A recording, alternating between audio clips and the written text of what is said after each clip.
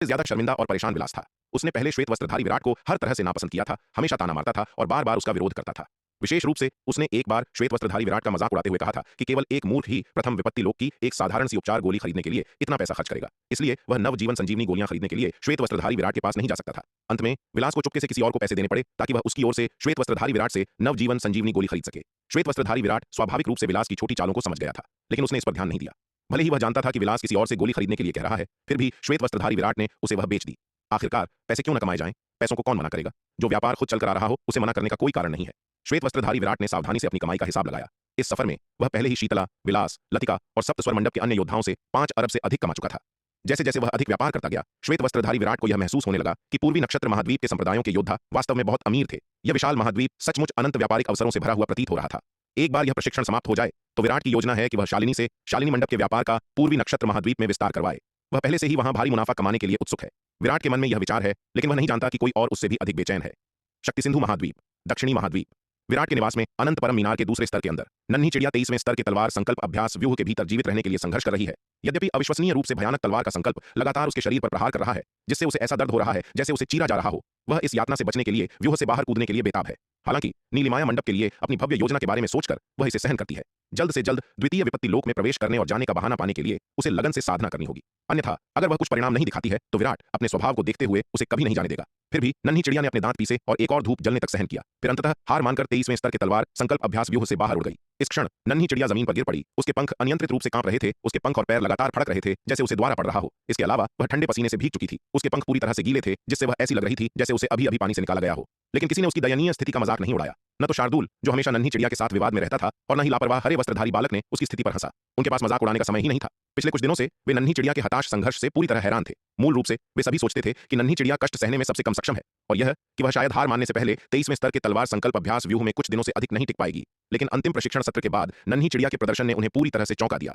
उस नन्ही पगली चिड़िया के अथक प्रयास का मुकाबला वे भी नहीं कर सकते थे। इसके अलावा उसने न केवल 23वें स्तर के तलवार संकल्प अभ्यास व्यूह के भीतर अत्यधिक लगन और दृढ़ संकल्प के साथ साधना की, बल्कि आराम के दौरान भी उसने साधना करना नहीं छोड़ा। अपनी जन्मजात फीनिक्स अग्नि को बढ़ाने के लिए प्राचीन महाद्वीप से लाए गए प्राचीन पेड़ों को लगातार जलाती रही। इस उन्मत्त साधना के कारण उसकी वृद्धि दर अकल्पनीय गति से आसमान छूने लगी। वे लगभग अपनी आंखों से देख सकते थे कि नन्ही चिड़िया का साधना स्तर हर एक दिन सुधर रहा था। नन्ही चिड़िया की अथक साधना और प्रगति की आश्चर्यजनक दर ने उन्हें पूरी तरह से अभिभूत कर दिया और उन पर भारी दबाव डाला। उन्हें एहसास हुआ कि अगर उन्होंने जरा भी ढील दी तो नन्ही चिड़िया की प्रगति उन्हें बहुत पीछे छोड़ देगी। अगर उनकी साधना पर्याप्त लगन से नहीं हुई तो इस दर से शायद ज्यादा समय नहीं लगेगा जब वह उनकी बराबरी कर लेगी या उनसे आगे भी निकल जाएगी। नन्ही चिड़िया द्वारा इतनी बारीकी से पीछा किए जाने पर उनके पास साधना के कारण उसकी अस्त व्यस्त स्थिति का मजाक उड़ाने का समय नहीं था। केवल हरित और शार्दुल ही नहीं, बल्कि खुद विराट भी नन्ही चिड़िया के हताश प्रयासों से बहुत हैरान था। उसने जमीन पर पड़ी ऐंठती हुई नन्ही चिड़िया को देखा और काफी हैरान हुआ। इस पगली नन्ही चिड़िया को क्या हो गया था? यह अचानक कैसे बदल गई? कुछ साल पहले वह और माया बिना किसी उद्देश्य के इधर उधर घूम रही थी, अपनी साधना की उपेक्षा कर रही थी। वह अचानक इतनी लगनशील कैसे हो गई? क्या उसे बाहर कोई बड़ा झटका लगा था जिससे वह अपने अतीत के प्रति जागृत हो गई और उसने एक नया पन्ना पलटने का फैसला किया? विराट नन्ही चिड़िया के व्यवहार से सचमुच चकित था। हालांकि विराट को यह समझ नहीं आ रहा था कि नन्ही चिड़िया अचानक अपनी साधना में इतनी लगनशील क्यों हो गई है, लेकिन उसने इसमें ज्यादा गहराई से नहीं सोचा। किसी भी मामले में नन्ही चिड़िया की लगन से साधना करने की इच्छा अंततः एक अच्छी बात थी, जो लगातार बिना किसी उद्देश्य के इधर उधर घूमने और अपनी साधना की उपेक्षा करने से कहीं बेहतर थी। नन्ही चिड़िया जमीन पर पसरी रही, पूरे आधे घंटे तक ऐंठती रही और फिर अंततः ठीक हो गई। अपना संयम हासिल करने के बाद वह माया के पास उड़ गई, जो लगन से अपनी भाला तकनीकों का अभ्यास कर रही थी, और पूछा, छोटी माया, तुम्हारी साधना कैसी चल रही है?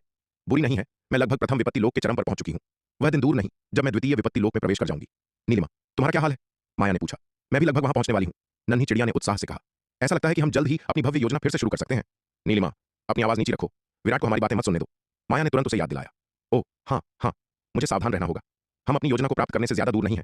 हम बहुत ज्यादा अभिमानी नहीं हो सकते और अपने बड़े काम को बर्बाद नहीं कर सकते। नन्ही चिड़िया ने फुसफुसाते हुए अपने पंख से अपनी चोंच को ढक लिया। बात करते करते उसने चुपके से विराट की ओर देखा, जो 23वें स्तर के तलवार संकल्प अभ्यास व्यूहों में से एक में साधना कर रहा था। यह देखकर कि विराट ने उनकी हलचल पर ध्यान नहीं दिया है, वह अंततः शांत हो गई। वास्तव में विराट इस समय 23वें स्तर के तलवार संकल्प अभ्यास व्यूह के असहनीय दर्द को सहन कर रहा था। उसका सारा ध्यान दर्द का विरोध करने पर केंद्रित था। उसकी बातचीत सुनने के लिए उसके पास कोई ऊर्जा नहीं बची थी। इसके अलावा विराट उनके साथ ऐसा कभी नहीं करेगा। खैर, नन्ही चिड़िया और माया हमेशा अविभाज्य थीं, इसलिए उनके लिए इस तरह एक दूसरे से फुसफुसाना बिल्कुल सामान्य था। इन दो पगली लड़कियों की बातें छुपकर सुनने के लिए विराट का दिमाग जरूर बोरियत से खराब हो रहा होगा। छोटी माया, चलो कड़ी मेहनत करते रहें और 1 या 2 साल के भीतर द्वितीय विपत्ति लोक में प्रवेश करने का प्रयास करें। नन्ही चिड़िया ने माया से कहा। ठीक है, चलो एक साथ कड़ी मेहनत करें और जल्द से जल्द द्वितीय विपत्ति लोक में प्रवेश करने का प्रयास करें। यह सुनकर माया ने बहुत उत्साह के साथ कहा। फिर वे दोनों फिर से अपनी कठिन साधना में जुट गईं। दक्षिणी महाद्वीप, औषधि भवन। जैसे ही जुबैदा के औषधि कक्ष से एक शक्तिशाली आभा निकली, दक्षिणी महाद्वीप के ऊपर आसमान में अनगिनत काले बादल तेजी से घिराए, जो अंततः एक काले दमनकारी विपत्ति के बादल में बदल गए। बूम! जल्द ही विपत्ति के बादल से स्वर्गीय बिजली गिरी, जो सीधे औषधि भट्टी से जा टकराई। औषधि कक्ष के अंदर जुबैदा ने व्यूह में हेरफेर किया, औषधि भट्टी को स्थिर किया और भीतर गोलियों में होने वाले परिवर्तनों को ध्यान से देख रही थी। जैसे ही विपत्ति के बादल से एक के बाद एक स्वर्गीय बिजली गिरी और भट्टी में गोलियों से टकराई, गोलियां तेजी से शुद्ध होती गईं। विपत्ति के बादल के गायब होने से पहले अंततः 9 स्वर्गीय बिजलियां गिरीं। जैसे ही विपत्ति समाप्त हुई, एक छोटी सी आकृति औषधि कक्ष में दौड़ती हुई आई और उत्साह से चिल्लाते हुए बोली, गुरु, आपने अंततः एक ऐसी गोली बना ही ली जो 9 स्वर्गीय बिजलियों का सामना कर सकती है। तुम छोटी दुष्ट, तुम इतनी आवेगी क्यों हो? जुबैदा ने रूहानी की ओर देखा, उसके सिर पर हल्का सा थप्पड़ मारा और चिढ़ते हुए कहा, ओह गुरु, आपने पहले ही एक ऐसी गोली बना ली है जो 9 स्वर्गीय बिजलियों का सामना कर सकती है। फिर आप खुश क्यों नहीं है? क्या यह आपका लंबे समय से लक्ष्य नहीं था? रूहानी ने आश्चर्य से चिल्लाते हुए उत्सुकता से पूछा। 9 स्वर्गीय बिजलियों का सामना कर सकने वाली गोली बनाना एक ऐसी चीज थी जिसका जुबैदा ने हमेशा सपना देखा था। अब जब जुबैदा ने अंततः इस लक्ष्य को प्राप्त कर लिया था तो उसे बहुत खुश होना चाहिए था, लेकिन रूहानी ने उसके चेहरे पर ज्यादा उत्साह नहीं देखा। यह प्रथम विपत्ति लोक की गोली भी नहीं है, इसमें खुश होने वाली क्या बात है? जुबैदा ने सिर हिलाते हुए कहा। प्रथम विपत्ति लोक की गोली नहीं है? यह सुनकर रूहानी दंग रह गई। फिर उसकी आंखें चमक उठीं और उसने उत्साह से पूछा, तो गुरु, आपने द्वितीय विपत्ति लोक की गोली बनाई है? बिल्कुल सही, जुबैदा ने सिर हिलाया। इस बार उसने जो गोली बनाई थी वह वास्तव में द्वितीय विपत्ति लोक की गोली थी। ऐसा इसलिए था क्योंकि यह द्वितीय विपत्ति लोक की गोली थी कि जुबैदा को खुश होने जैसा कुछ महसूस नहीं हुआ। भले ही इसने 9 स्वर्गीय बिजलियों का सामना किया था, 9 स्वर्गीय बिजलियों का सामना करने वाली केवल प्रथम विपत्ति लोक की गोलियां ही उसका अंतिम लक्ष्य थीं। दूसरी ओर द्वितीय विपत्ति लोक की गोलियों को कम से कम 18 स्वर्गीय बिजलियों का सामना करना पड़ता था। यह उसकी अंतिम खोज थी। लेकिन अब उसने जो द्वितीय विपत्ति लोक की गोली बनाई थी, उसने केवल 9 स्वर्गीय बिजलियों का सामना किया था, जो मुश्किल से उसके न्यूनतम मानक को पूरा करती थी। जुबैदा को बिल्कुल नहीं लगा कि इसमें खुश होने वाली कोई बात है। बेशक यह सिर्फ जुबैदा का मानक था। यदि यह संपूर्ण पूर्वी नक्षत्र क्षेत्र में किसी अन्य समय होता तो कोई भी प्रसिद्ध कीमियागर जो यह जानता था कि कोई एक द्वितीय विपत्ति लोक की गोली बना सकता है जो 9 स्वर्गीय बिजलियों का सामना कर सकती है, वह शायद अपना सम्मान दिखाने के लिए जुबैदा के सामने घुटने टेक देता, क्योंकि पूरे पूर्वी नक्षत्र क्षेत्र में यहां तक कि तृतीय विपत्ति लोक की गोली भी जो 9 स्वर्गीय बिजलियों का सामना कर सकती थी, पहले से ही एक उल्लेखनीय उपलब्धि थी। द्वितीय विपत्ति लोक की गोली की तो बात ही छोड़ दें। गुरु, आपने द्वितीय विपत्ति लोक की गोली बना ली है, क्या आप उत्साहित नहीं है? रूहानी ने जुबैदा को देखा, उसका चेहरा उत्साह से भरा था। इसमें इतना रोमांचक क्या है? जुबैदा ने उलझन में उसकी ओर देखा। उसके विचार में द्वितीय विपत्ति लोक की गोली बनाना बिल्कुल सामान्य था। जुबैदा को लगा कि यह दुनिया की सबसे स्वाभाविक बात थी। उसे कभी नहीं लगा कि द्वितीय विपत्ति लोक की गोली बनाना उसके लिए मुश्किल था। प्रथम स्तरीय लोक की गोलियां बनाते समय वह एक बाधा में फंस गई थी। चाहे उसने कितनी भी कोशिश की हो, उसकी प्रथम स्तरीय लोक की गोलियां 5 स्वर्गीय बिजलियों से गुजरने के बिंदु पर अटकी हुई थीं और आगे बढ़ने में असमर्थ थीं। कोई अन्य विकल्प न होने के कारण जुबैदा को द्वितीय स्तरीय लोक की गोलियों पर शोध करने के लिए मुड़ना पड़ा। आखिरकार जबकि कीमिया का अध्ययन करना और उसकी अंतिम पूर्णता का पीछा करना उसका व्यक्तिगत लक्ष्य था, औषधि भवन के प्रमुख के रूप में वह केवल अपने शौक और लक्ष्यों पर विचार नहीं कर सकती थी। उसे पूरे तलवार संप्रदाय के बारे में भी सोचना था। जैसे जैसे तलवार संप्रदाय अधिक मजबूत और तेज होता गया, प्रथम स्तरीय लोक की गोलियां अब उसकी वर्तमान जरूरतों को पूरा करने के लिए पर्याप्त नहीं थीं। इसलिए जुबैदा को प्रथम स्तरीय लोक की गोलियों को परिष्कृत करना अलग रखना पड़ा और तलवार संप्रदाय की वर्तमान जरूरतों को पूरा करने के लिए द्वितीय स्तरीय लोक की गोलियों को परिष्कृत करने पर ध्यान केंद्रित करना पड़ा। हे भगवान, गुरु, मुझे नहीं पता कि आपसे क्या कहूं। जुबैदा की बातें सुनकर रूहानी ने लाचारी से कहा। उसकी गुरु केवल कीमिया में व्यस्त थीं, उन्हें बाहरी दुनिया के बारे में कुछ भी नहीं पता था। उसे कोई अंदाजा नहीं था कि द्वितीय विपत्ति लोक की गोली का क्या मूल्य होता है। गुरु, यहीं प्रतीक्षा करें, मैं आपके लिए विराट को बुला लाती हूं, रूहानी ने कहा। जुबैदा के जवाब देने से पहले ही वह दौड़ पड़ी। रूहानी, जुबैदा ने उसे वापस बुलाने की कोशिश की, लेकिन रूहानी पहले ही गायब हो चुकी थी। यह देखकर जुबैदा ने लाचारी से सिर हिलाया। यह लड़की भी ना, सच में वह इतने छोटे से मामले में विराट को परेशान नहीं करना चाहती थी। आखिरकार यह कोई बड़ी बात नहीं थी, लेकिन अब रूहानी पहले ही भाग चुकी थी और उसे रोकने में बहुत देर हो चुकी थी। बेशक यह जुबैदा का खुद को धोखा देने वाला बहाना था। यदि वह सच में रूहानी को रोकना चाहती तो रूहानी उसके आदेशों की अवहेलना करने की हिम्मत नहीं करती। उसे आज्ञाकारी रूप से लौटना पड़ता। रूहानी उत्साह से विराट के निवास में पहुंची और चिल्लाने लगी, विराट, विराट, बाहर आओ, मुझे तुमसे कुछ महत्वपूर्ण बात करनी है। जूनियर सिस्टर रूहानी, बात क्या है? पहले मुझे बताओ, फिर मैं युवा मास्टर को सूचित करूंगी। वह वर्तमान में एकांतवास में है, साधना कर रहे हैं। रूहानी को अंदर दौड़ते हुए देखकर सोनाली ने बेबसी से कहा, तुम महिला, तुम बहुत असभ्य हो। मैंने तुम्हें कितनी बार कहा है कि मुझे सीनियर सिस्टर रूहानी कहो, लेकिन तुम मेरी बात अनसुनी कर देती हो। रूहानी ने उसे घूर कर देखा, स्पष्ट रूप से नाखुश थी। जूनियर सिस्टर रूहानी, अगर आपको कोई महत्वपूर्ण बात नहीं करनी है तो कृपया चले जाएं। सोनाली ने उसे पूरी तरह से नजरअंदाज कर दिया, विनम्र और सौम्य बनी रही। ठीक है, मैं तुम्हारे जैसी असभ्य महिला से बहस करने में बहुत आलसी हूं। रूहानी ने अपना हाथ हिलाया, जल्दी करो और विराट को बाहर निकालो, मेरी गुरु को उससे कुछ महत्वपूर्ण बात करनी है। यह सुनकर कि यह जुबैदा से संबंधित है, सोनाली तुरंत सूचना देने के लिए पिछवाड़े चली गई। वह जानती थी कि हालांकि रूहानी शरारती थी और उसे मजाक करना पसंद था, लेकिन वह ऐसे मामलों में कभी झूठे आदेश देने की हिम्मत नहीं करेगी। जहां वह रूहानी की शरारतों का कुछ नहीं कर सकती थी, विराट उसे नहीं बख्शता। यदि वह इस स्थिति में झूठे आदेश देने की हिम्मत करती, वह निश्चित रूप से उसकी अच्छी पिटाई करता। सोनाली के अंदर रिपोर्ट करने जाने के बाद विराट जल्दी से उसके पीछे पीछे बाहर आ गया। विराट, जल्दी से मेरी गुरु की जगह पर चलो। यदि तुम देर करते हो तो मैं गारंटी नहीं दे सकती कि वे क्रोधित नहीं होंगी। रूहानी ने विराट की ओर देखा और अपना हाथ हिलाया। जब वह बोल रही थी, वह मुख्य हॉल में बड़ी कुर्सी पर पसरी हुई थी, अपने पैर झुला रही थी, पूरी तरह से एक लापरवाह और आलसी हवा बिखेर रही थी। उसे इस तरह देखकर विराट निःशब्द रह गया। उसने महसूस किया कि रूहानी कुछ मायनों में उस हरे वस्त्रधारी बालक के काफी समान थी। दोनों ही पिटाई के उतने ही हकदार थे। हर बार जब विराट रूहानी को देखता तो उसे पीटने की खुजली महसूस होने लगती। हालांकि यह छोटी लड़की चुगली करने में बहुत अच्छी थी और इतने शक्तिशाली समर्थन के साथ विराट बिना किसी कारण के उसे छूने की हिम्मत नहीं करता था। अन्यथा अगर वह शिकायत करने के लिए जुबैदा के पास जाती और फिर अपनी गुरु कावेरी के पास जाती तो वह वास्तविक मुसीबत में पड़ जाता। विराट ने बस उसकी ओर देखा और उसे अनदेखा कर दिया और अपने आप ही चला गया। जुबैदा उससे किस बारे में मिलना चाहती थी, इस बारे में विराट ने रूहानी से नहीं पूछा। पिछले पाठों के आधार पर वह जानता था कि ऐसे मामलों में न पूछना ही बेहतर है। रूहानी के व्यक्तित्व के साथ वह कभी सच नहीं बताएगी और अक्सर इसे बढ़ा चढ़ाकर बताएगी। अगर उसने उस पर विश्वास किया तो वह आमतौर पर जुबैदा के साथ बड़ी परेशानी में पड़ जाएगा। पिछली गलतियों से सीखते हुए विराट स्वाभाविक रूप से फिर से वही गलती नहीं करेगा। यह देखकर कि विराट बिना अलविदा कहे ही चला गया, रूहानी थोड़ी असंतुष्ट महसूस किए बिना नहीं रह सकी। अरे विराट, मैं यहां तक तुम्हें स्थिति के बारे में बताने आई और तुम इस तरह जाने से पहले मुझे धन्यवाद भी नहीं कहते। क्या यह उचित है? रूहानी विराट की पीछे हटती आकृति पर चिल्लाई। रूहानी धन्यवाद! रूहानी के शब्द सुनकर विराट मुड़ा और जबरन मुस्कुराया। फिर वह मुड़ा और चला गया। हम्फ, यह आदमी और भी उबाऊ होता जा रहा है, रूहानी ने असंतोष में बड़बड़ाते हुए कहा। सोनाली ने बगल से उसकी ओर देखा लेकिन टोकने की हिम्मत नहीं की। वह जानती थी कि यह छोटी लड़की कितनी शरारती थी और अगर उसने पीछे मुड़कर उस पर कोई चाल चली तो वह बहुत बड़ी मुसीबत में पड़ जाएगी। अपनी क्षमताओं के साथ वह इस छोटी लड़की को मात नहीं दे सकती थी। पूरे तलवार संप्रदाय में ऐसे बहुत कम लोग थे जो इस छोटी लड़की को नियंत्रित कर सकें।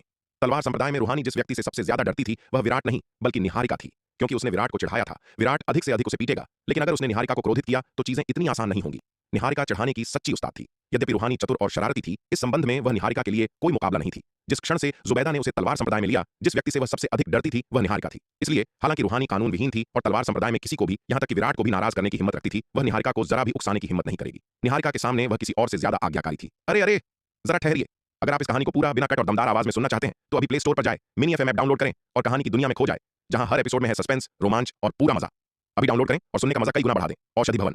विराट जुबैदा के औषधि कक्ष में पहुंचा। जुबैदा, इस बार तुम्हारे पास मेरे लिए क्या आश्चर्य है? विराट औषधि कक्ष में चला गया, मुस्कुराते हुए जुबैदा को देख रहा था। वह जानता था कि जब तक कोई महत्वपूर्ण बात न हो जुबैदा आमतौर पर उसे नहीं खोजेगी, लेकिन विराट ने वह सवाल पूछने की हिम्मत नहीं की। आखिरकार जब उसने उस तरह से पूछा था तो उसे पहले कई बार बहुत नुकसान उठाना पड़ा था।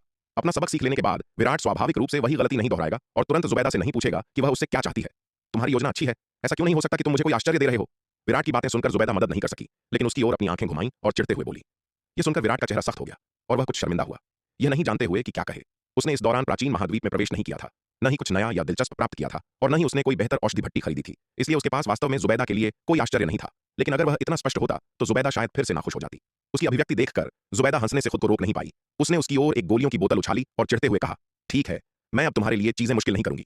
तुम अन्य क्षेत्रों में इतने सक्षम हो, दिल के मामलों में तुम इतने अनजान कैसे हो? उसे एहसास हुआ कि विराट वास्तव में महिलाओं के दिलों को बिल्कुल नहीं समझता था। उन्हें खुश करना तो दूर की बात थी। विराट में असाधारण बुद्धिमत्ता थी, चाहे मार्शल आर्ट प्रतिभा में या रणनीतिक सोच में लगभग कोई भी उसकी बराबरी नहीं कर सकता था। फिर भी दिल के मामलों की बात आने पर वह पूरी तरह से अनजान था। इतने सालों बाद भी वह नहीं जानता था कि महिलाओं को कैसे खुश किया जाए या ऐसी बातें कैसे कही जाएं जिससे उन्हें खुशी मिले। लेकिन शायद यही वह बात थी जिसने विराट को इतना आकर्षक बना दिया। क्योंकि वह भावनाओं का दिखावा करने में अच्छा नहीं था, वह महिलाओं के साथ व्यवहार करते समय वास्तव में ईमानदार था। इसने विराट को इस संबंध में कुछ अनाड़ी होने के बावजूद और भी वास्तविक बना दिया। हालांकि जुबैदा ने उसे खुश करने के लिए विराट से कभी कोई मीठे शब्द नहीं सुने थे, लेकिन इसने उसे उससे गहराई से प्यार करने से नहीं रोका। जुबैदा, यह क्या है? जुबैदा द्वारा फेंकी गई गोलियों की बोतल को पकड़ते हुए विराट ने उत्सुकता से पूछा। एक नई परिष्कृत द्वितीय विपत्ति लोक की गोली, जुबैदा ने कहा। एक द्वितीय विपत्ति लोक की गोली? विराट दंग रह गया, फिर अपार हर्ष के साथ पूछा, जुबैदा, तुमने एक द्वितीय विपत्ति लोक की गोली विकसित की है? अब जब तलवार संप्रदाय में प्रथम विपत्ति लोक और द्वितीय विपत्ति लोक के योद्धाओं की एक बड़ी आमद देखी गई थी, उन्हें द्वितीय विपत्ति लोक या उच्चतर स्तर की गोलियों की तत्काल आवश्यकता थी। जुबैदा द्वारा द्वितीय विपत्ति लोक की गोली के विकास ने तलवार संप्रदाय के लिए इस समस्या को पूरी तरह से हल कर दिया। हाँ, क्या यह तुम्हारे हाथ में वही बोतल नहीं है? जुबैदा ने सिर हिलाया और कहा। यह किस प्रकार की गोली है? विराट ने पूछा। इसका उपयोग योद्धाओं को उनके साधना स्तरों को तोड़ने में मदद करने के लिए भी किया जाता है। यह प्रथम विपत्ति गोली का एक उन्नत संस्करण है। आइए इसे द्वितीय विपत्ति गोली कहें। जुबैदा ने कुछ पल सोचा और कहा। जुबैदा की बातें सुनकर विराट निःशब्द रह गया। हालांकि वह पहले से ही जुबैदा के गोलियों के आकस्मिक नामकरण का आदी था और उसे कोई आश्चर्य नहीं हुआ। ठीक है विराट, जाओ और मेरे लिए इस द्वितीय विपत्ति गोली के प्रभावों का परीक्षण करो। जुबैदा ने अपना हाथ हिलाया और कहा, ठीक है, मैं अभी जाता हूं। मेरी अच्छी खबर का इंतजार करना, विराट ने मुस्कुराते हुए कहा। उसे जुबैदा द्वारा बनाई गई गोलियों पर पूरा भरोसा था। विराट ने सबसे पहले ये गोलियां प्रथम विपत्ति लोक के कुछ योद्धाओं को दी और पाया कि द्वितीय विपत्ति गोली लेने वाले 100% योद्धाओं ने द्वितीय विपत्ति लोक में प्रवेश कर लिया। इसके अलावा जिन योद्धाओं ने द्वितीय विपत्ति गोली ली, उनकी स्वर्गीय विपत्ति का विरोध करने की क्षमता में बहुत वृद्धि हुई। उनमें से आधे से अधिक को स्वर्गीय विपत्ति का विरोध करने के लिए नव आकाश विद्युत संग्रह ताबीज का उपयोग करने की आवश्यकता नहीं पड़ी और वे अपने दम पर बच गए। यह देखकर विराट बहुत चकित हुआ। जुबैदा द्वारा परिष्कृत द्वितीय विपत्ति गोली वास्तव में अविश्वसनीय रूप से शक्तिशाली थी। फिर विराट ने एक और द्वितीय विपत्ति गोली उपाध्यक्ष दिवाकर को दी। उपाध्यक्ष दिवाकर, तुम भी मेरे लिए इस द्वितीय विपत्ति गोली को क्यों नहीं आजमाते? विराट ने उपाध्यक्ष दिवाकर से कहा। उपाध्यक्ष दिवाकर स्वाभाविक रूप से जानते थे कि विराट पिछले कुछ दिनों से तलवार संप्रदाय के योद्धाओं से द्वितीय विपत्ति गोली का परीक्षण करवा रहा था। आखिरकार विराट ने जानबूझकर इसे छिपाया नहीं था और यह पहले से ही। ठीक है, उपाध्यक्ष दिवाकर ने मना नहीं किया, सिर हिलाते और मुस्कुराते हुए कहा। फिर वे शून्य समाधि महाद्वीप पर बैंगनी तलवार संप्रदाय की मुख्य चोटी पर गए और एक ही घूंट में द्वितीय विपत्ति गोली निकल ली। जैसे ही उन्होंने गोली निकली, लगभग 10 मिनट बाद एक गरज के साथ उपाध्यक्ष दिवाकर के शरीर से एक शक्तिशाली आभा फूट पड़ी। उपाध्यक्ष दिवाकर पहले ही द्वितीय विपत्ति लोक की सीमा तक पहुंच चुके थे। अब इस द्वितीय विपत्ति गोली की मदद से तृतीय विपत्ति लोक में प्रवेश करना व्यावहारिक रूप से एक स्वाभाविक प्रगति थी। उपाध्यक्ष दिवाकर द्वारा द्वितीय विपत्ति गोली का सेवन करने से पहले विराट ने उन्हें एक तृतीय स्तर नव आकाश विद्युत संग्रह ताबीज भी दिया था। इसके निर्माण के बाद से इस तृतीय स्तर नव आकाश विद्युत संग्रह ताबीज का अभी तक परीक्षण नहीं किया गया था। आज उपाध्यक्ष दिवाकर को एक परीक्षण विषय के रूप में इस्तेमाल किया जा सकता था। इस बार विराट द्वारा उपाध्यक्ष दिवाकर का उपयोग द्वितीय विपत्ति गोली और तृतीय स्तर नव आकाश विद्युत संग्रह ताबीज के प्रभावों का परीक्षण करने के लिए किया गया था। यह कहा जा सकता है कि विराट उन्हें एक गिनी पिग के रूप में इस्तेमाल कर रहा था। हालांकि उपाध्यक्ष दिवाकर ने बिल्कुल भी विरोध नहीं किया। इसके विपरीत वे इसके बारे में काफी खुश थे। वे अच्छी तरह जानते थे कि विराट की ये दोनों वस्तुएं कितनी कीमती थीं। अन्य लोग उनके लिए भीख मांगेंगे, विराट उन्हें यह मुफ्त में दे रहा था और वे कृतज्ञ होने से कहीं अधिक थे। आखिरकार अगर विराट ने उन्हें परीक्षण के लिए ये नहीं दिए होते, एक बार जब ये दोनों वस्तुएं आधिकारिक तौर पर खजाना विभाग में विनिमय के लिए उपलब्ध हो जाती, तो उन्हें नहीं पता था कि उन्हें प्राप्त करने के लिए उन्हें कितने युद्ध गुण खर्च करने पड़ते। जैसे ही उपाध्यक्ष दिवाकर ने तृतीय विपत्ति लोक में प्रवेश किया, बैंगनी तलवार संप्रदाय के ऊपर आसमान में घने काले बादल उठने लगे। ये बादल तेजी से घूमे, अंततः असीम स्वर्गीय शक्ति से ओतप्रोत विपत्ति के बादल बन गए। बूम! विपत्ति के बादलों से स्वर्गीय बिजली की पहली लहर तेजी से उतरी, जो उपाध्यक्ष दिवाकर से जा टकराई। विपत्ति के बादलों से एक के बाद एक बिजली गिरी, कुल 21 बिजलियां उन पर गिरी। इस पूरी परीक्षा के दौरान उपाध्यक्ष दिवाकर ने विराट द्वारा दिए गए तृतीय स्तर नव आकाश विद्युत संग्रह ताबीज का उपयोग नहीं किया, बल्कि हमलों का सामना करने के लिए पूरी तरह से अपनी ताकत पर निर्भर रहे। हालांकि उपाध्यक्ष दिवाकर की हालत अब काफी दयनीय थी। उनका पूरा शरीर जलकर काला हो गया था और खून से लथपथ था। बाहर से उन्हें लगभग पहचाना नहीं जा सकता था। सटीक रूप से कहें तो ऐसा नहीं था कि उन्हें पहचाना नहीं जा सकता था, बल्कि अब उनकी पहचान एक इंसान के रूप में नहीं की जा सकती थी। मांस का यह क्षत विक्षत टुकड़ा मांस के जले हुए टुकड़े से ज्यादा कुछ नहीं लग रहा था। उपाध्यक्ष दिवाकर, क्या आप ठीक हैं? इस क्षण विराट ने आगे उड़ते हुए झिझकते हुए पूछा। भाई विराट, जल्दी जल्दी मुझे एक नव जीवन संजीवनी गोली दो। उपाध्यक्ष दिवाकर जमीन पर लेटे हुए धीरे धीरे और रुक रुक कर बोल रहे थे। उनकी हालत देखकर विराट केवल एक नव जीवन संजीवनी गोली निकालकर उन्हें दे सका। गोली लेने के बाद उपाध्यक्ष दिवाकर की चोटें दिखाई देने वाली गति से तेजी से ठीक होने लगी। एक कप चाय पीने में लगने वाले समय में ही उपाध्यक्ष दिवाकर पूरी तरह ठीक हो गए। भाई विराट, धन्यवाद। उपाध्यक्ष दिवाकर जमीन से उठे और विराट को प्रणाम किया। उपाध्यक्ष दिवाकर के जीवंत रूप को देखकर विराट को गहरा शक हुआ कि इस आदमी ने जानबूझकर उसे नवजीवन संजीवनी गोली देने के लिए धोखा दिया था। पहले उनकी हालत को याद करते हुए, हालांकि उनकी चोटें गंभीर थीं, उन्हें इतना कमजोर नहीं होना चाहिए था कि वे एक भी गोली न निकाल सकें। हालांकि विराट को शक था, लेकिन उसने इन विवरणों पर ध्यान नहीं दिया। चूंकि हमने आज पहले ही इतना निवेश कर दिया है, उसे एक और नवजीवन संजीवनी गोली देने से कोई फर्क नहीं पड़ेगा। उपाध्यक्ष दिवाकर, चूंकि आपने उस तृतीय स्तर नव आकाश विद्युत संग्रह ताबीज का उपयोग नहीं किया, तो इसे मुझे वापस दे दें। विराट ने उपाध्यक्ष दिवाकर की ओर अपना हाथ बढ़ाते हुए कहा। भाई विराट, यह थोड़ा अनुचित है। दी गई कोई चीज वापस लेने का कोई कारण नहीं है। उपाध्यक्ष दिवाकर ने बिना किसी झिझक के इनकार कर दिया। द्वितीय स्तर नव आकाश विद्युत संग्रह ताबीज के लिए वर्तमान में खजाना विभाग में विनिमय के लिए 10 करोड़ युद्ध गुणों की आवश्यकता होती है। एक तृतीय स्तर नव आकाश विद्युत संग्रह ताबीज की कीमत 1 अरब युद्ध गुण होगी। 1 अरब युद्ध गुण, यह एक बहुत बड़ी संपत्ति है। यदि उसे स्वयं अर्जित करना पड़ता तो कौन जानता है कि कितना समय लगता। अब जब यह उनके पास था तो इसे वापस करने का कोई कारण नहीं था। इतने लंबे समय तक तलवार संप्रदाय में रहने के बाद उपाध्यक्ष दिवाकर पहले ही समझ चुके थे कि आगे बढ़ने के लिए आपको बेशरम होना पड़ेगा। सम्मान बचाने के बारे में बहुत अधिक चिंतित होना तलवार संप्रदाय में एक वास्तविक नुकसान है। उस बूढ़े कमीने एल्डर दुष्यंत को देखो। वह तलवार संप्रदाय में बहुत अच्छा कर रहा है, क्योंकि वह शार्दुल का चापलूस बनने के लिए काफी बेशरम है। अगर मैंने इतनी हताशा से साधना नहीं की होती तो शायद अब तक वह बूढ़ा मुझसे आगे निकल गया होता। उपाध्यक्ष दिवाकर, यह आपकी ओर से थोड़ा अनुचित है, विराट ने निशब्द होकर कहा। दांव संघ के सम्मानित उपाध्यक्ष दिवाकर इतने बेशरम कब हो गए? अरे भाई विराट, हम परिवार हैं, तुम इतने औपचारिक क्यों हो रहे हो? उपाध्यक्ष दिवाकर ने मुस्कुराते हुए कहा। ठीक है, मैं अब तुम्हारा साथ नहीं दूंगा। मुझे अपने पुराने दोस्तों के साथ जाकर ड्रिंक लेनी है। इसके साथ उपाध्यक्ष दिवाकर एक पलक झपकते ही वहां से भाग निकले। वे सीधे सूर्यवीर के पास गए, जो दूर से हंगामा देख रहे थे, और सूर्यवीर के कंधे पर हाथ रखकर चले गए।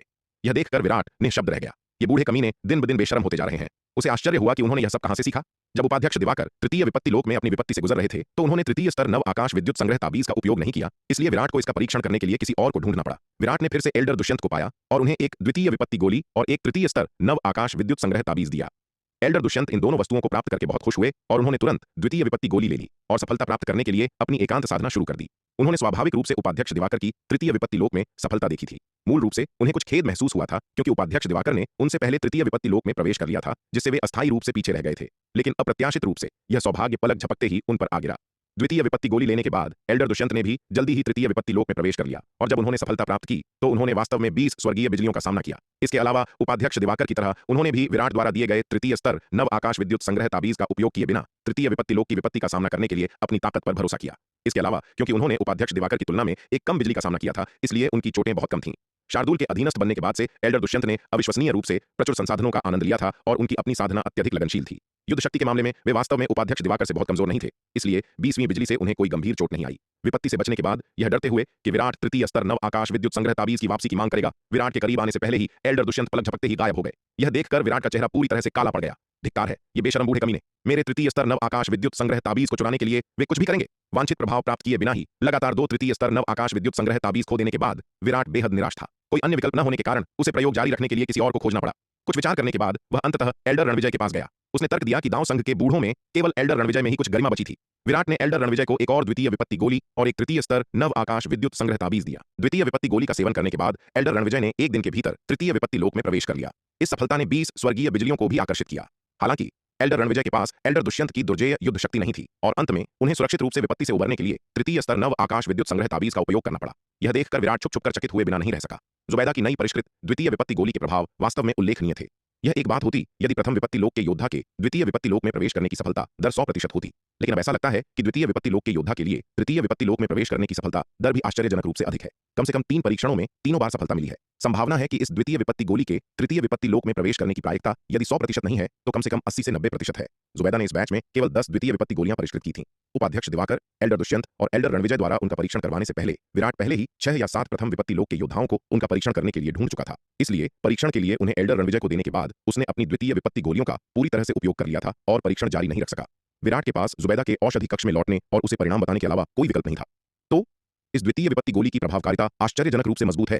विराट की व्याख्या सुनने के बाद जुबैदा ने चमकती आंखों से कहा, वास्तव में यह अविश्वसनीय रूप से शक्तिशाली है जुबैदा, तुम वास्तव में उल्लेखनीय हो, तुम्हारे द्वारा परिष्कृत की गई गोलियां वास्तव में लुभावनी है। विराट प्रशंसा में चिल्लाए बिना नहीं रह सका। क्योंकि उन 10 द्वितीय विपत्ति गोलियों ने अभी तक अपना प्रभाव नहीं दिखाया है, इसलिए मैं एक और बैच परिष्कृत करूंगी, तुम उनका परीक्षण करने में मेरी मदद कर सकते हो, जुबैदा ने कहा। बिना किसी झिझक के जुबैदा ने तुरंत द्वितीय विपत्ति गोलियों के दूसरे बैच को परिष्कृत करना शुरू कर दिया। पहले बैच के अनुभव के साथ जुबैदा दूसरे बैच को परिष्कृत करने में काफी तेज थी। केवल 1 महीने में जुबैदा ने पहले ही द्वितीय विपत्ति गोलियों का दूसरा बैच तैयार कर लिया था। उसने ये 10 गोलियां विराट को सौंप दी और उसे उनके प्रभावों का परीक्षण जारी रखने के लिए कहा। विराट ने तब इन 10 गोलियों का इस्तेमाल तलवार संप्रदाय के 10 योद्धाओं पर परीक्षण करने के लिए किया जो द्वितीय विपत्ति लोक के चरम पर पहुंच गए थे। अंततः इन 10 द्वितीय विपत्ति लोक योद्धाओं में से 9 ने सफलतापूर्वक तृतीय विपत्ति लोक में प्रवेश कर लिया। जो एक असफल रहा वह केवल अनुभव के अपर्याप्त संचय के कारण था।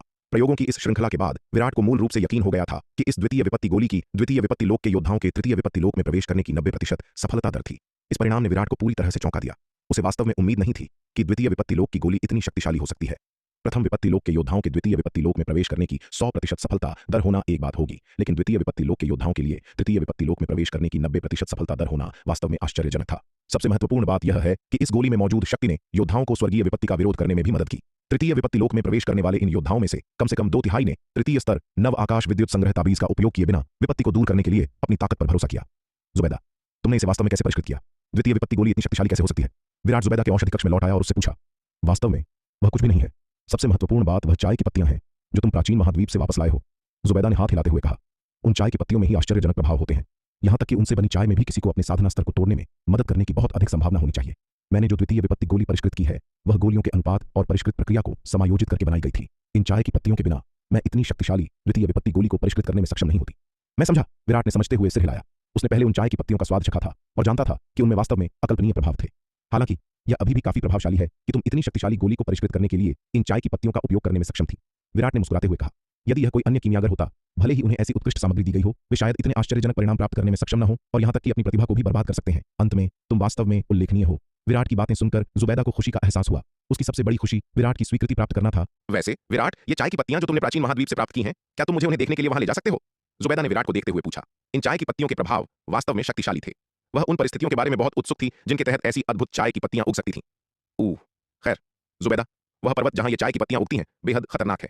यहां तक कि मैं भी यह कहने की हिम्मत नहीं करूंगा कि मैं उस पर्वत में 100% सुरक्षित रह सकता हूं। बेहतर होगा कि तुम जोखिम न लो। बोलने से पहले विराट थोड़ा झिझका। उस पर्वत में छिपे खतरे बहुत बड़े थे। यहां तक कि वह भी अपनी सुरक्षा को लेकर 100% आश्वस्त नहीं था। जुबैदा की तो बात ही छोड़ दें। हालांकि जुबैदा ने महाविपत्ति लोक में प्रवेश करते समय 9 स्वर्गीय बिजलियों का भी सामना किया था। ताकत के मामले में वह शायद नन्ही चिड़िया और माया जैसे विशेषज्ञों से ज्यादा कमजोर नहीं थी। हालांकि जुबैदा के पास व्यावहारिक युद्ध के अनुभव की कमी थी। सालों तक उसने अपना समय औषधि कक्ष में गोलियां बनाने में बिताया था और लड़ने के बहुत कम अवसर, यदि कोई हो तो थे। उसकी परिस्थितियों को देखते हुए यह कहना मुश्किल था कि वह अपनी कितनी वास्तविक ताकत का प्रदर्शन कर सकती है। विराट के दिल में जुबैदा बहुत महत्वपूर्ण थी और वह सचमुच नहीं चाहता था कि वह ऐसा जोखिम उठाए। ओह, क्या ऐसा है? ठीक है फिर। यह सुनकर जुबैदा की आंखों में निराशा की झलक दिखाई दी, लेकिन अंततः उसने विराट पर उसे ले जाने के लिए जोर नहीं डाला। हालांकि वह अक्सर विराट के सामने लाड़ प्यार वाली और मनमौजी हरकतें करती थी, लेकिन वह हमेशा वास्तव में महत्वपूर्ण मामलों पर उसके आदेशों का पालन करती थी। क्योंकि विराट नहीं चाहता था कि वह जाए तो उसके अपने कारण रहे होंगे और वह अपनी क्षणिक उत्सुकता के कारण उसे खतरे में नहीं डालना चाहती थी। जुबैदा के चेहरे के भाव देखकर विराट को दया आ गई। 100 से अधिक वर्षों से जुबैदा ने लगभग हर दिन औषधि कक्ष में विभिन्न गोलियों को परिष्कृत करने में बिताया था। शायद ही कभी बाहर कदम रखा हो। केवल दुर्लभ अवसरों पर ही वह कीमिया पर कुछ किताबें चुनने के लिए शास्त्र भंडार जाती थी। जुबैदा के कार्य आंशिक रूप से कीमिया के प्रति उसके गहरे प्रेम के कारण थे, लेकिन एक तरह से उसकी मदद करने के लिए भी थे। यद्यपि जुबैदा पूरा दिन कीमिया में तल्लीन रहती थी, लेकिन वह अपने आसपास की दुनिया से बेखबर नहीं थी। वह अच्छी तरह जानती थी कि उसके द्वारा बनाई गई गोलियां तलवार संप्रदाय के लिए कितनी महत्वपूर्ण हैं। इसलिए जुबैदा तलवार संप्रदाय को तेजी से विकसित करने और विराट पर कुछ दबाव कम करने में मदद करने के लिए अधिक से अधिक शक्तिशाली गोलियां विकसित करना चाहती थी। वह युद्ध में कुशल नहीं थी और बाहरी दुश्मनों के खिलाफ विराट के साथ नहीं लड़ सकती थी। इसलिए वह केवल बेहतर गोलियों को परिष्कृत करने में अधिक समय और ऊर्जा खर्च करके उसके प्रति अपनी भावनाओं को व्यक्त कर सकती थी। विराट स्वाभाविक रूप से जुबैदा के इरादों को समझता था और इसलिए उसे बहुत संजो कर रखता था। क्योंकि जुबैदा ने उसके लिए इतना बलिदान दिया था, अपने दिन उस एकांत औषधि कक्ष में बिताए जो लगभग एक जेल की तरह था। अब वह एक दुर्लभ अनुरोध कर रही थी जिसे वह पूरा नहीं कर सकता था, जिसने विराट को गहरे अपराध बोध से भर दिया। खैर जुबैदा, वास्तव में हमारे लिए प्राचीन महाद्वीप में जाना पूरी तरह से असंभव नहीं है जब तक कि हम उस पर्वत में प्रवेश नहीं करते, विराट ने जुबैदा को देखते हुए कहा। विराट, अगर यह बहुत खतरनाक है तो भूल जाओ। जुबैदा ने उसकी ओर देखा और अपना हाथ हिलाते हुए कहा, मेरे कारण खुद को खतरे में मत डालो। अगर तुम्हें कुछ हो गया तो मैं खुद को माफ नहीं कर पाऊंगी। जुबैदा, तुम्हें इस बारे में ज्यादा चिंता करने की जरूरत नहीं है। चूंकि मैंने तुम्हें ले जाने की हिम्मत की है, मुझे पूरा विश्वास है। विराट ने धीरे से जुबैदा का हाथ पकड़ा और कोमलता से कहा। विराट का हाथ थामे जुबैदा के दिल में हलचल मच गई। उसका चेहरा हल्का लाल हो गया। विराट की कोमल अभिव्यक्ति को देखकर उसने अपने दिल में एक मीठी गर्माहट महसूस की। ठीक है, अगर ऐसी बात है तो चलो चलते हैं, जुबैदा ने हल्की मुस्कान के साथ कहा। ठीक है, विराट ने सिर हिलाया। तुरंत विराट ने अपना हाथ हिलाया और अनंत परम मीनार को बुलाया। उसकी आकृति चमकी और उसने अनंत परम मीनार के दूसरे स्तर में प्रवेश किया। जुबैदा ने भी उसका अनुसरण किया। अनंत परम मीनार के दूसरे स्तर में प्रवेश करने पर जुबैदा अपने सामने के दृश्य को देखकर दंग रह गई। असीम आकाश में 61 विशाल तारे टिमटिमा रहे थे। ये 61 तारे अविश्वसनीय रूप से सघन तारों का प्रकाश उत्सर्जित कर रहे थे। इस तीव्र तारों के प्रकाश के तहत अनंत परम मीनार का पूरा दूसरा स्तर एक अतुलनीय रूप से सुंदर स्वप्निल परिदृश्य में लिपटा हुआ था।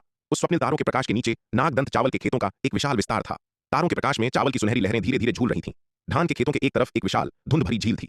तारों की रोशनी में झील का पानी झिलमिला रहा था, जो एक खूबसूरत स्वप्निल चमक बिखेर रहा था। नागदंत चावल के खेतों के दूसरी ओर औषधीय जड़ी बूटियों के खेतों का एक विशाल विस्तार था। हवा में तरह तरह की औषधीय जड़ी बूटियों की खुशबू फैली हुई थी, जो ताजगी देने वाली और मदहोश कर देने वाली थी। जड़ी बूटी के खेत के पास हजारों फीट लंबा एक आड़ू का पेड़ खड़ा था। पेड़ अब पूरी तरह से खिल चुका था। इसके फूल तारों की रोशनी में चकाचौंध कर रहे थे, जिससे पेड़ और फूल दोनों लुभावने रूप से सुंदर लग रहे थे। तारों का प्रकाश, धान के खेत, जड़ी बूटियों के खेत, जड़ी बूटियों की खुशबू, एक विशाल झील और वह विशाल खिला हुआ आड़ू का पेड़, ये सभी तत्व मिलकर एक अतुलनीय रूप से सुंदर दृश्य बनाते हैं, जिससे यह जगह एक स्वप्निल परियों के देश की तरह लगती है। यह नजारा देखकर जुबैदा पल भर के लिए मंत्रमुग्ध हो गई। हालांकि उसने एक बार अनंत परम मीनार के दूसरे स्तर में प्रवेश किया था, लेकिन यह बहुत बहुत पहले की बात थी।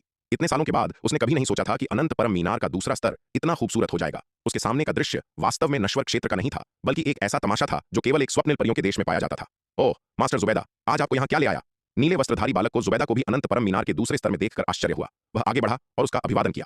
हालांकि नीले वस्त्रधारी बालक जुबैदा के प्रति बहुत अधिक दुस्साहसी होने की हिम्मत नहीं करता था। वह विराट के दिल में जुबैदा की स्थिति जानता था। यदि उसने उसे क्रोधित किया तो शायद पूरे तलवार संप्रदाय में कोई भी उसे नहीं बचा सकता था। नीले वस्त्रधारी बालक की पुकार सुनकर जुबैदा अपनी तंद्रा से जाग गई। अपने सामने के खूबसूरत दृश्यों के सपने से बाहर आ गई।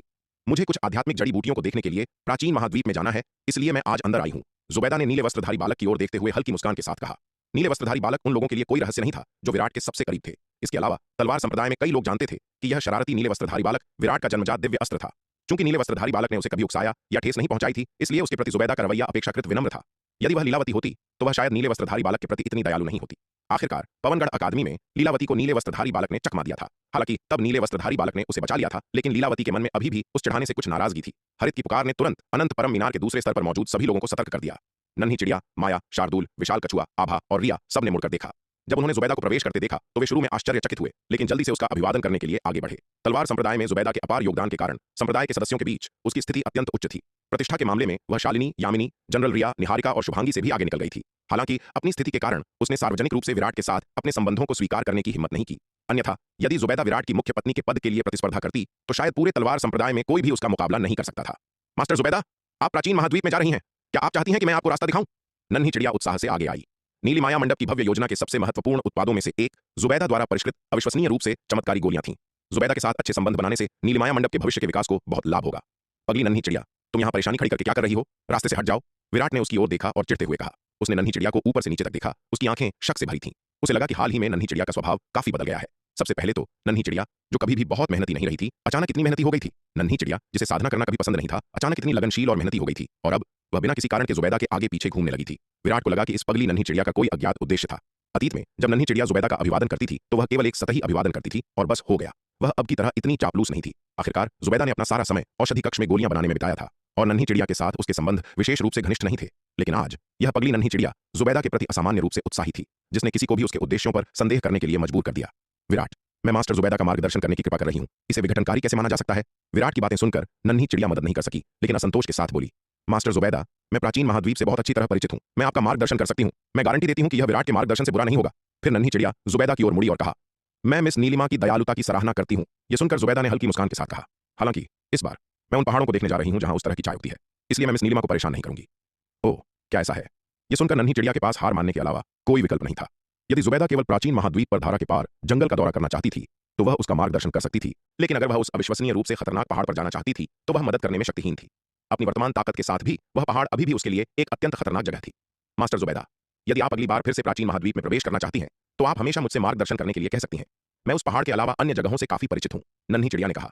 ठीक है, अगर मैं अगली बार फिर से जाती हूँ तो मैं निश्चित रूप से मिस नीलिमा को परेशान करूंगी, जुबैदा ने मुस्कुराते हुए कहा। ठीक है, ये एक वादा है, आपको अगली बार मुझे जरूर बुलाना होगा। नन्ही चिड़िया बहुत खुश हुई और उसने बार बार सिर हिलाया। नन्ही चिड़िया की खुश अभिव्यक्ति देखकर विराट को और भी शक होने लगा। जुबैदा को खुश करने की इतनी कोशिश करके यह पगली नन्ही चिड़िया आखिर क्या करने की कोशिश कर रही थी? पगली नन्ही चिड़िया, तुम वास्तव में क्या करना चाहती हो? विराट ने नन्ही चिड़िया को देखते हुए पूछा, तुम्हारा क्या मतलब है, तुम क्या करना चाहते हो? नन्ही चिड़िया ने हैरान दिखते हुए पूछा, हम तुम खुद जानती हो, अवांछित दयालुता हमेशा संदिग्ध होती है। तुम पगली नन्ही चिड़िया, तुम अचानक इतनी उत्साही क्यों हो? यह तुम्हारे जैसा नहीं है। विराट ने फुफकारते हुए कहा, विराट, क्या तुम सिर्फ परेशानी की तलाश में हो क्योंकि तुम मुझे पसंद नहीं करते? नन्ही चिड़िया ने विराट को घूर कर देखा और गुस्से से चिल्लाई, मैं तो बस मास्टर जुबैदा को रास्ता दिखाना चाहती थी, क्या इससे तुम्हें कोई परेशानी है? तुम सच में सिर्फ रास्ता दिखाना चाहती हो? विराट ने उसे ऊपर से नीचे तक देखा और शक की लहजे में पूछा, हम तुम्हें क्या लगता है कि मैं और क्या करना चाहती हूँ? नन्ही चिड़िया ने गुस्से से कहा, विराट, नीलिमा बस दयालु होने की कोशिश कर रही है, इतनी बकवास मत करो। विराट कुछ कहने ही वाला था कि जुबैदा ने उसे समय रहते रोक दिया। जुबैदा पर इस अविश्वसनीय रूप से सुंदर नन्ही चिड़िया का अच्छा प्रभाव था। सबसे पहले नन्ही चिड़िया निर्विवाद रूप से सुंदर थी, जो भी उसे देखता था वह तुरंत उसे प्यारी लगने लगती थी। दूसरे, नन्ही चिड़िया उसके साथ सम्मान से पेश आई और चूंकि उसने उसे दया दिखाने की पहल की थी, इसलिए उसने इसका बदला चुकाने के लिए बाध्य महसूस किया। यह उचित नहीं होगा कि विराट द्वारा उसे केवल इसलिए दंडित किया जाए क्योंकि उसने दया दिखाई है। बेशक अंततः यह सब इस तथ्य पर आ गया कि नन्ही चिड़िया विराट की आध्यात्मिक पालतू थी, जिस पर वह पूरी तरह भरोसा कर सकता था। जुबैदा इतनी आसानी से किसी ऐसे व्यक्ति का पक्ष नहीं लेगी जिसे वह नहीं जानती थी, सिर्फ इसलिए कि उसने उस पर दया दिखाई। मास्टर जुबैदा बहुत अच्छी इंसान है, मेरी भावनाओं को समझती हैं। जुबैदा की बातें सुनकर नन्ही चिड़िया बहुत खुश हुई। उसने विराट की ओर थोड़ी सी ठसक के साथ देखा और कहा, विराट, तुम्हें सच में मास्टर जुबैदा से सीखना चाहिए। हमेशा यह मत मान लेना कि मैं भी तुम्हारी तरह दुष्ट हूं। नन्ही चिड़िया की बातें सुनकर विराट का चेहरा तुरंत काला पड़ गया। यह पगली नन्ही चिड़िया और भी निडर होती जा रही है। हालांकि जब नन्ही चिड़िया ने बात की तो वह जुबैदा से कसकर चिपकी हुई थी, जो स्पष्ट रूप से इतनी लापरवाही से कार्य करने के लिए अपने नए समर्थक पर निर्भर थी। लेकिन सच कहूं तो विराट जुबैदा के सामने वास्तव में इसका कुछ नहीं कर सकता था। आखिरकार जुबैदा ने अभी जो कहा था उससे यह स्पष्ट था कि वह नन्ही चिड़िया के मीठे शब्दों से प्रभावित हो चुकी थी। यदि वह अभी नन्ही चिड़िया को सबक सिखाता तो जुबैदा निश्चित रूप से सहमत नहीं होगी। विराट अभी के लिए केवल इस कर्ज को याद रख सकता था और बाद में नन्ही चिड़िया के साथ इसका हिसाब कर सकता था। गुरु बुआ जुबैदा, चलो चलें। विराट इस मामले में नन्ही चिड़िया के साथ उलझना जारी नहीं रखना चाहता था और जुबैदा की ओर मुड़कर बोला।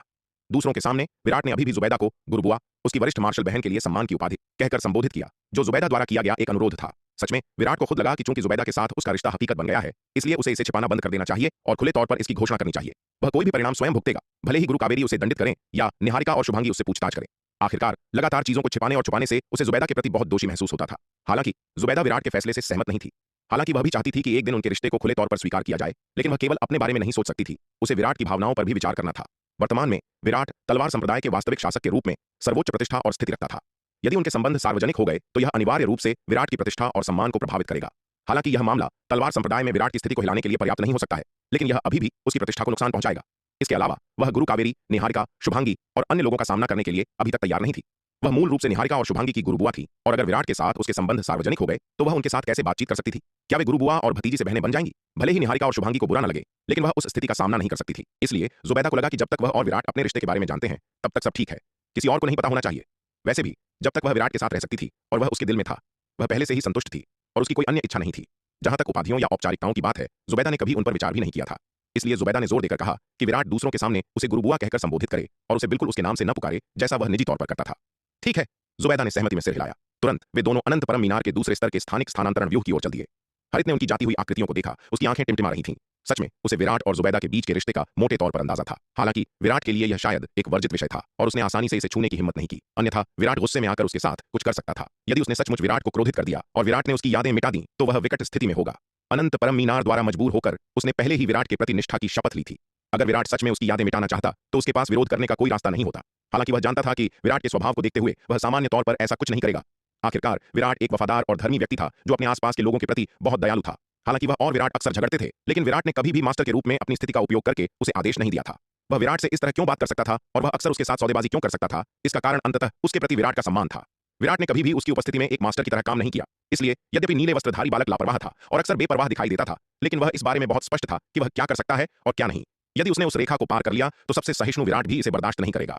विराट और जुबैदा के प्राचीन महाद्वीप में पहुंचने के बाद विराट सबसे पहले जुबैदा को धारा के पार जंगल में घुमाने ले गया। विशाल ऊंचे पेड़ों और विशाल आड़ुओं से लदे आड़ू के बागों को देखकर जुबैदा अचंभित हुए बिना नहीं रह सकी। यद्यपि वह पहले भी प्राचीन महाद्वीप में प्रवेश कर चुकी थी, लेकिन यह बहुत समय पहले की बात थी। उस समय विराट ने धारा के पार जंगल में उद्यम नहीं किया था, वह केवल धारा के इस तरफ घास के मैदानों पर सक्रिय रहा था।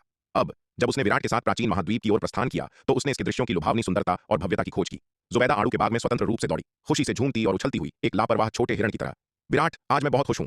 थोड़ी देर तक आड़ू के बाग में दौड़ने के बाद जुबैदा भागकर विराट के पास लौटी और असीम खुशी के साथ चिल्लाते हुए उसकी बाहों में गिर गई। यद्यपि उसे कीमिया पसंद थी, उसने औषधि कक्ष में 100 से अधिक वर्षों तक बहुत लंबा समय बिताया था और वह दुनिया की यात्रा करने और आसमान में स्वतंत्र रूप से घूमने के लिए तरस रही थी। वह भी एक दिन विराट के साथ इसकी सुंदरता की प्रशंसा करने के लिए दुनिया की यात्रा करने की लालसा रखती थी। दुर्भाग्य से उनकी संबंधित स्थितियों के कारण वह खुले तौर पर उसके साथ दुनिया की यात्रा नहीं कर सकती थी और अकेले यात्रा करना उसे ज्यादा दिलचस्प नहीं लगता था। इसलिए जुबैदा शायद ही कभी बाहर जाती थी। लेकिन अब इस अपरिचित दुनिया में, एक ऐसी दुनिया जहां कोई उन्हें नहीं देख सकता था, जुबैदा ने तुरंत अपनी सारी हिचकिचाहट छोड़ दी, स्वतंत्र रूप से मस्ती करते हुए और विराट के बगल में एक लाड़ प्यार वाली छोटी महिला की तरह व्यवहार करने लगी। जुबैदा को इतना खुश देखकर विराट भी खुश हो गया। जुबैदा, अगर तुम्हें यहाँ अच्छा लगता है तो तुम अक्सर यहाँ आ सकती हो। विराट ने अपनी बाहों में लिपटी जुबैदा की ओर देखते हुए मुस्कुराते हुए कहा। मेरे अकेले यहाँ आने का क्या फायदा? जुबैदा ने अपना सिर हिलाया और कहा, ऐसा नहीं है कि मुझे यहाँ अच्छा लगता है, यह है कि मुझे तुम्हारे साथ रहना पसंद है। जब तक मैं तुम्हारे साथ रह सकती हूँ मुझे कोई फर्क नहीं पड़ता कि हम कहाँ हैं। जुबैदा ने अपना सिर उठाया और विराट को देखा। उसकी खूबसूरत आंखें स्नेह से भरी थीं। अरे अरे, जरा ठहरिए। अगर आप इस कहानी को पूरा बिना कट और दमदार आवाज में सुनना चाहते हैं तो अभी प्ले स्टोर पर जाएं, मिनी एफएम ऐप डाउनलोड करें और कहानी की दुनिया में खो जाएं, जहां हर एपिसोड में है सस्पेंस, रोमांच और पूरा मजा। अभी डाउनलोड करें और सुनने का मजा कई गुना बढ़ा दें। इसके अतिरिक्त श्वेत वस्त्रधारी विराट की युद्ध कला की प्रतिभा इतनी भयानक थी कि किसी के भी रोंगटे खड़े हो जाएं। शीतला को यह पूरा विश्वास था कि यदि श्वेत वस्त्रधारी विराट समय से पहले नहीं मारा गया तो वह भविष्य में निस्संदेह एक अद्वितीय महायोद्धा बनेगा, जिसका पूरे क्षेत्र में एक चित्र राज्य होगा। असल में जब बात श्वेत वस्त्रधारी विराट की आती थी तो केवल शीतला ही नहीं बल्कि चंद्रिका भी खुद को अत्यंत असहाय महसूस करती थी।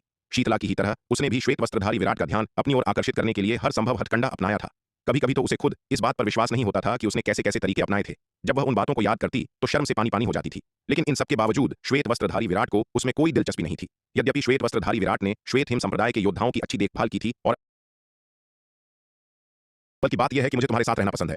जब तक मैं तुम्हारे साथ हूं, हम चाहे जहां भी हों, मुझे वह जगह पसंद आएगी। जुबैदा ने अपना सिर उठाया और विराट को देखा। उसकी खूबसूरत आंखों में गहरा स्नेह झलक रहा था। जुबैदा की बातें सुनकर विराट गहराई से भावुक हो गया। वह अपने प्रति जुबैदा के उस अगाध प्रेम को महसूस कर सकता था। जुबैदा की प्यार भरी आंखों में देखते हुए विराट खुद को रोक नहीं पाया और उसने जुबैदा की पतली कमर के चारों ओर अपनी बाहें कस लीं। अपना सिर झुकाकर उसके लाल होंठों को धीरे से चूम लिया। जैसे ही उनके होंठ मिले जुबैदा का शरीर गर्म हो गया। उसकी कोमलता रुई जैसी हो गई और वह विराट के सीने पर ऐसे लेट गई जैसे उसमें हड्डियां ही न हो। उन दोनों ने आड़ू के बगीचे में एक दूसरे को जुनून के साथ गले लगाया, एक दूसरे के प्यार में पूरी तरह डूब गए। काफी देर बाद वे आखिरकार अलग हुए। जुबैदा विराट के सीने से लग गई। उसकी आंखें नशे से भरी थीं और बोली, विराट, मैं सच में चाहती हूं कि यह पल हमेशा के लिए ठहर जाए। विराट ने मुस्कुराते हुए जवाब दिया, अगर तुम्हें मेरी याद आए तो तुम मुझे कभी भी बुला सकती हो। रहने दो, तुम बहुत व्यस्त इंसान हो, हमेशा इतने सारे कामों में उलझे रहते हो। मैं तुम्हें इतनी बार परेशान कैसे कर सकती हूँ? जुबैदा ने सिर हिलाया। वह कभी कभार विराट से मिलकर ही संतुष्ट थी। वह इससे ज्यादा की मांग नहीं कर सकती थी। भले ही विराट उसके साथ समय बिताने के लिए तैयार हो, वह अपने स्वार्थ के लिए उसे अपने पास नहीं रोक सकती थी। हालांकि जुबैदा विराट से बहुत प्यार करती थी और चाहती थी कि वह हर पल उसके साथ रहे, लेकिन वह जानती थी कि यह अवास्तविक है। विराट के कंधों पर पूरे तलवार संप्रदाय की भारी जिम्मेदारी थी। उसके पास करने के लिए बहुत सारे काम थे और रोमांस के लिए समय नहीं था। इसके अलावा वह इतनी बार ऐसी भावुक भावनाओं में नहीं डूब सकती थी। उसे अभी भी विराट और तलवार संप्रदाय के लिए और अधिक गोलियां विकसित करनी थी, जिससे संप्रदाय तेजी से और मजबूत हो सके। हालांकि जुबैदा ने अपना सारा समय औषधि कक्ष में गोलियां बनाने में बिताया, लेकिन वह अपने आसपास की दुनिया से अनजान नहीं थी। वह तलवार संप्रदाय के सामने आने वाली वर्तमान स्थिति से अवगत थी और जानती थी कि शक्ति सिंधु महाद्वीप महासागर में केवल एक बूंद के समान है। हालांकि तलवार संप्रदाय पहले से ही शक्ति सिंधु महाद्वीप का पूर्ण अधिपति था, जिसकी बराबरी करने की शक्ति किसी के पास नहीं थी। फिर भी पूरे दक्षिणी स्वर्ग मंडल और यहां तक कि पूर्वी नक्षत्र क्षेत्र की तुलना में यह बहुत कमजोर था। तलवार संप्रदाय के सामने अभी एक लंबा रास्ता था जो आराम करने के समय से बहुत दूर था। इसके अलावा दूर के खतरे को तो छोड़ ही दें, अंधकार दानव वंश का आसन्न खतरा अभी भी तलवार संप्रदाय के सिर पर लटकी एक तेज तलवार बना हुआ था। जुबैदा, तुम मेरे लिए कितनी अच्छी हो। जुबैदा की बातें सुनकर विराट खुद को फिर से उसे कसकर गले लगाने से नहीं रोक पाया। जुबैदा वास्तव में उसके लिए असाधारण रूप से अच्छी थी। अपनी भावनाओं का बदला चुकाने के अलावा उसने कभी कुछ नहीं मांगा, हमेशा उसकी जरूरतों को पहले रखा। उसके बोझ को कम करने और तलवार संप्रदाय के विकास में योगदान करने के लिए उसने 100 से अधिक वर्षों तक औषधि कक्ष में खुद को लगभग लगातार समर्पित किया। अथक रूप से विभिन्न अमृत पर शोध किया। तलवार संप्रदाय के तेजी से विकास में जुबैदा ने महत्वपूर्ण योगदान दिया। वास्तव में यह सिर्फ जुबैदा नहीं थी, उसके आसपास की महिलाएं शालिनी, यामिनी, निहारिका, शुभांगी, रिया और अन्य सभी समान रूप से समर्पित थीं, जो उसके और तलवार संप्रदाय के विकास के लिए अथक प्रयास कर रही थीं। यही कारण था कि विराट इन महिलाओं के प्रति गहरा अपराध बोध महसूस करता था। वह प्रेम के मामलों में अयोग्य था, न तो महिलाओं के दिलों को समझता था और न ही उन्हें खुश करना जानता था, और उसके आसपास की महिलाओं के साथ उसके रिश्ते पूरी तरह से उलझे हुए थे। फिर भी इन सब के बावजूद ये महिलाएं बिना किसी शिकायत के उसे अपना सब कुछ देती रहीं। यही कारण था कि इन महिलाओं का सामना करते समय विराट में हमेशा आत्मविश्वास की कमी होती थी, जिससे वह अपनी पत्नी से थोड़ा डरता हुआ प्रतीत होता था। सच तो यह है कि अगर वह वास्तव में मुखर हो जाए तो उन महिलाओं में से कोई भी एक शब्द बोलने की हिम्मत नहीं करेगी, लेकिन विराट ऐसा कर ही नहीं सकता था। इन महिलाओं ने उसे पहले ही बहुत कुछ दे दिया था, वह उन्हें थोड़ा सा भी नुकसान पहुंचाने के बारे में कैसे सोच सकता था। कोमलता के कुछ पलों के बाद विराट जुबैदा को जलधारा के किनारे ले गया, जहां से धारा बहकर आ रही थी। वे धीरे धीरे चले। जुबैदा अक्सर जलधारा के किनारे के नजारों की प्रशंसा करने के लिए रुक जाती थी। कभी कभी वह नीचे बैठ जाती और पानी से खेलती। कभी कभी जब वह बहुत खुश होती तो वह पानी में खेलने के लिए जलधारा में कूद भी जाती। हालांकि जलधारा का पानी बेहद भारी था, लेकिन जुबैदा अब पारलौकिक क्षेत्र की विशेषज्ञ थी। 9 ईश्वरीय बिजली के प्रहारों से बचने के बाद वह इस क्षेत्र में उन्नत हुई थी। उसकी शारीरिक शक्ति भी अत्यंत शक्तिशाली थी। जलधारा का पानी उसे बिल्कुल भी नुकसान नहीं पहुंचा सकता था। जब जुबैदा अपने मजे में बहक जाती तो वह विराट को भी अपने साथ पानी में खेलने के लिए खींच लेती। वे दोनों उस जलधारा में एक दूसरे के साथ अटखेलियां करते। उनका यह कोमल स्पर्श उनके भीतर प्रेम की अग्नि को प्रज्वलित कर देता। उस मोहक और जादुई माहौल में उनका एक दूसरे के प्रेम में पूरी तरह से समर्पित हो जाना अत्यंत स्वाभाविक था। वे पूरे 1 महीने तक जलधारा के किनारे ऊपर की ओर चलते रहे और अंततः इसके छोर पर स्थित विशाल पर्वत की तलहटी में पहुंच गए। अपने सामने उस शानदार पर्वत को देखकर जुबैदा पूरी तरह से दंग रह गई। यह अविश्वसनीय है कि दुनिया में इतना विशाल पर्वत मौजूद है, जुबैदा ने अपनी आंखों में विस्मय भरकर कहा। जब मैं पहली बार यहां आया था तो मैं भी काफी हैरान था, विराट ने मुस्कुराते हुए कहा। हालांकि दुनिया अजूबों से भरी है।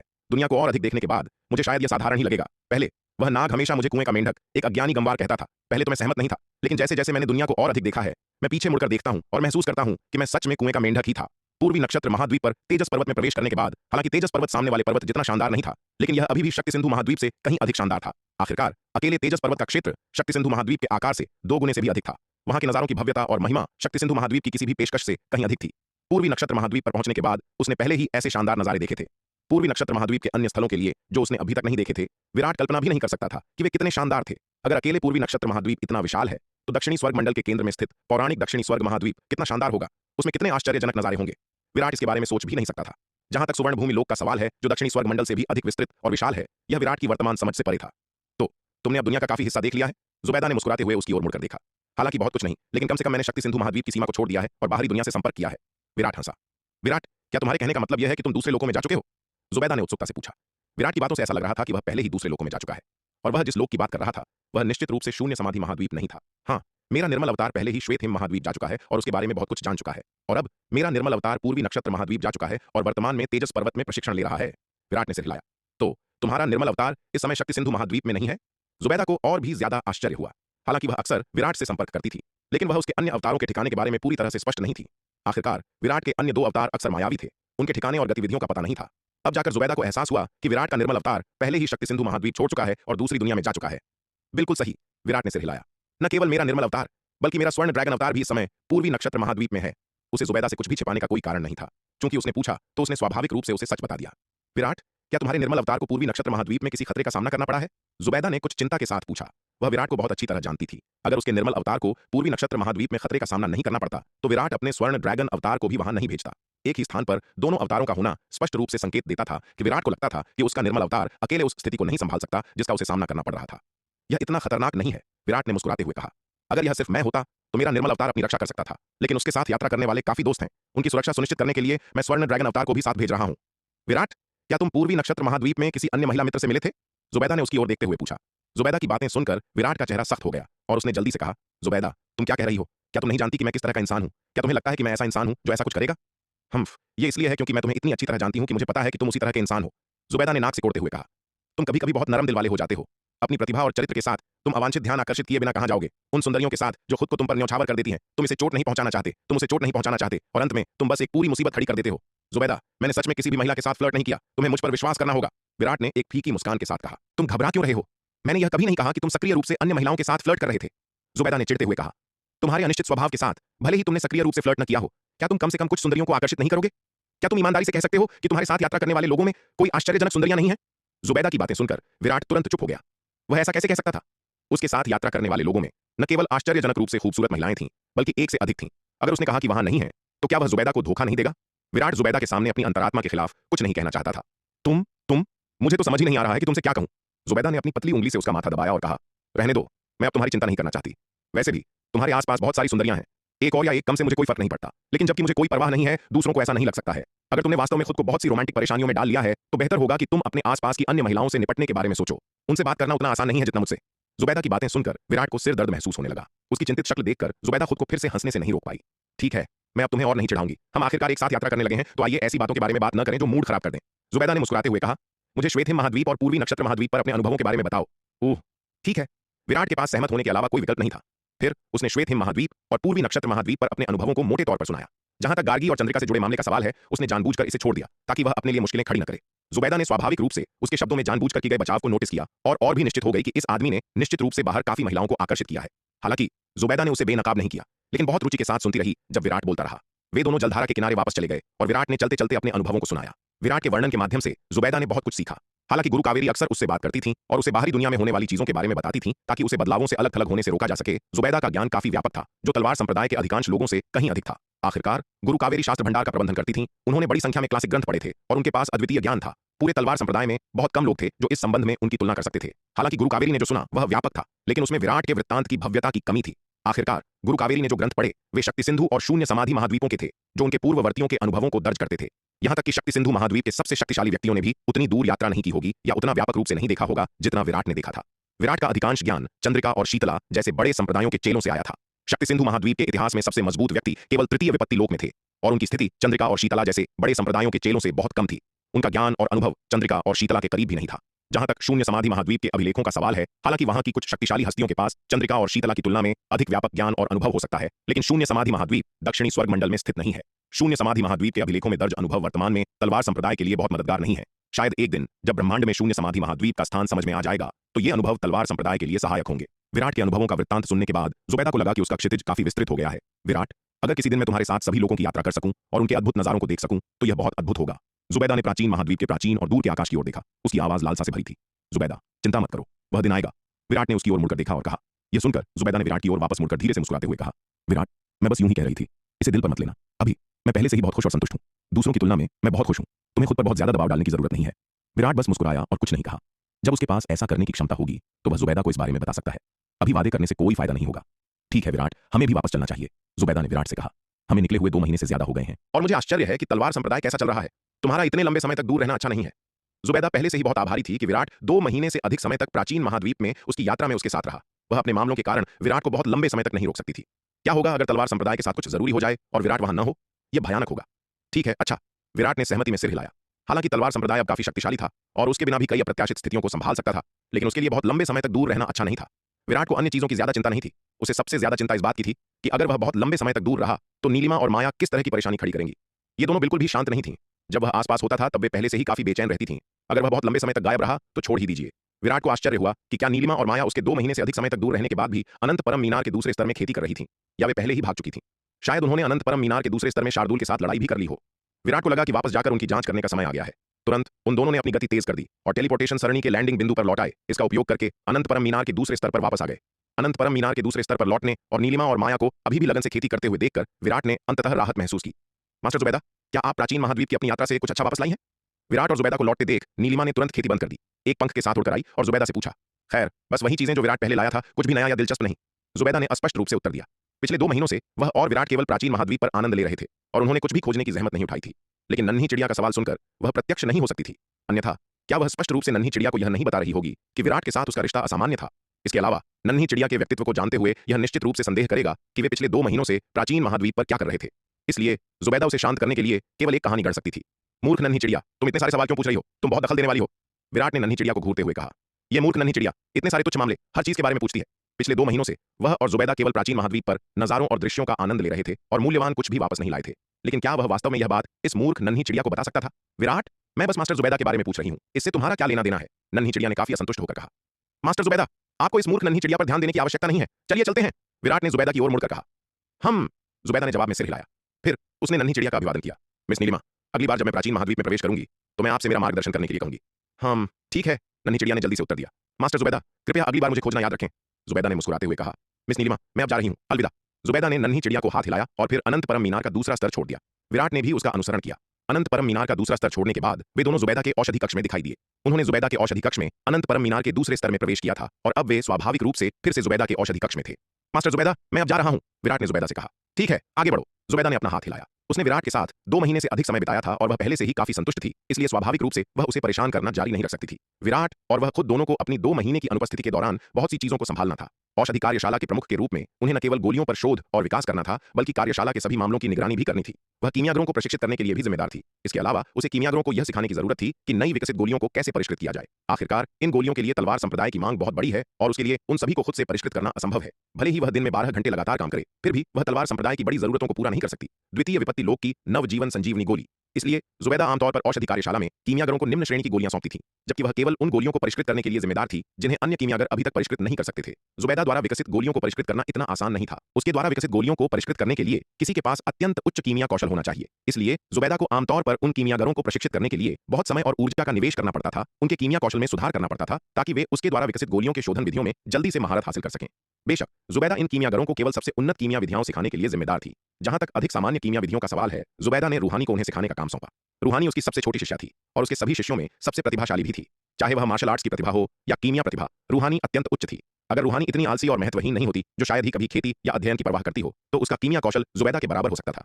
फिर भी जुबैदा के दबाव में रूहानी के पास अभी भी उच्च स्तर का कीमिया कौशल था। हालांकि उसकी कीमिया विशेषज्ञता जुबैदा की तुलना नहीं कर सकती थी, लेकिन वह निस्संदेह पूरी औषधि कार्यशाला में सर्वश्रेष्ठ में से एक थी। वह अन्य कीमियागरों को पढ़ाने और प्रशिक्षित करने में सक्षम थी। मूल रूप से रूहानी इस तरह का काम करने की इच्छुक नहीं थी। वह स्वभाव से आलसी और चंचल थी और निश्चित रूप से ऐसे श्रमसाध्य और थकाऊ काम नहीं करना चाहती थी। हालांकि जुबैदा उसकी मालकिन थी और चूंकि जुबैदा ने उसे ऐसा करने के लिए मजबूर किया, इसलिए उसने मना करने की हिम्मत नहीं की। प्राचीन महाद्वीप से लौटने के बाद जुबैदा ने तुरंत रूहानी को बुलाया, औषधि कार्यशाला में हाल की घटनाओं के बारे में पूछताछ की और फिर रूहानी को पूरा करने के लिए कुछ विलंबित कार्य सौंपे। मालिक, आप पिछले 2 महीनों में कहां थीं? रूहानी ने उत्सुकता से जुबैदा से पूछा। जुबैदा के साथ अनंत परम मीनार में प्रवेश करने से पहले विराट ने जुबैदा के औषधि कक्ष के भव्य गठन को सक्रिय कर दिया था, जिससे पूरा कमरा बाहरी दुनिया से अलग हो गया था।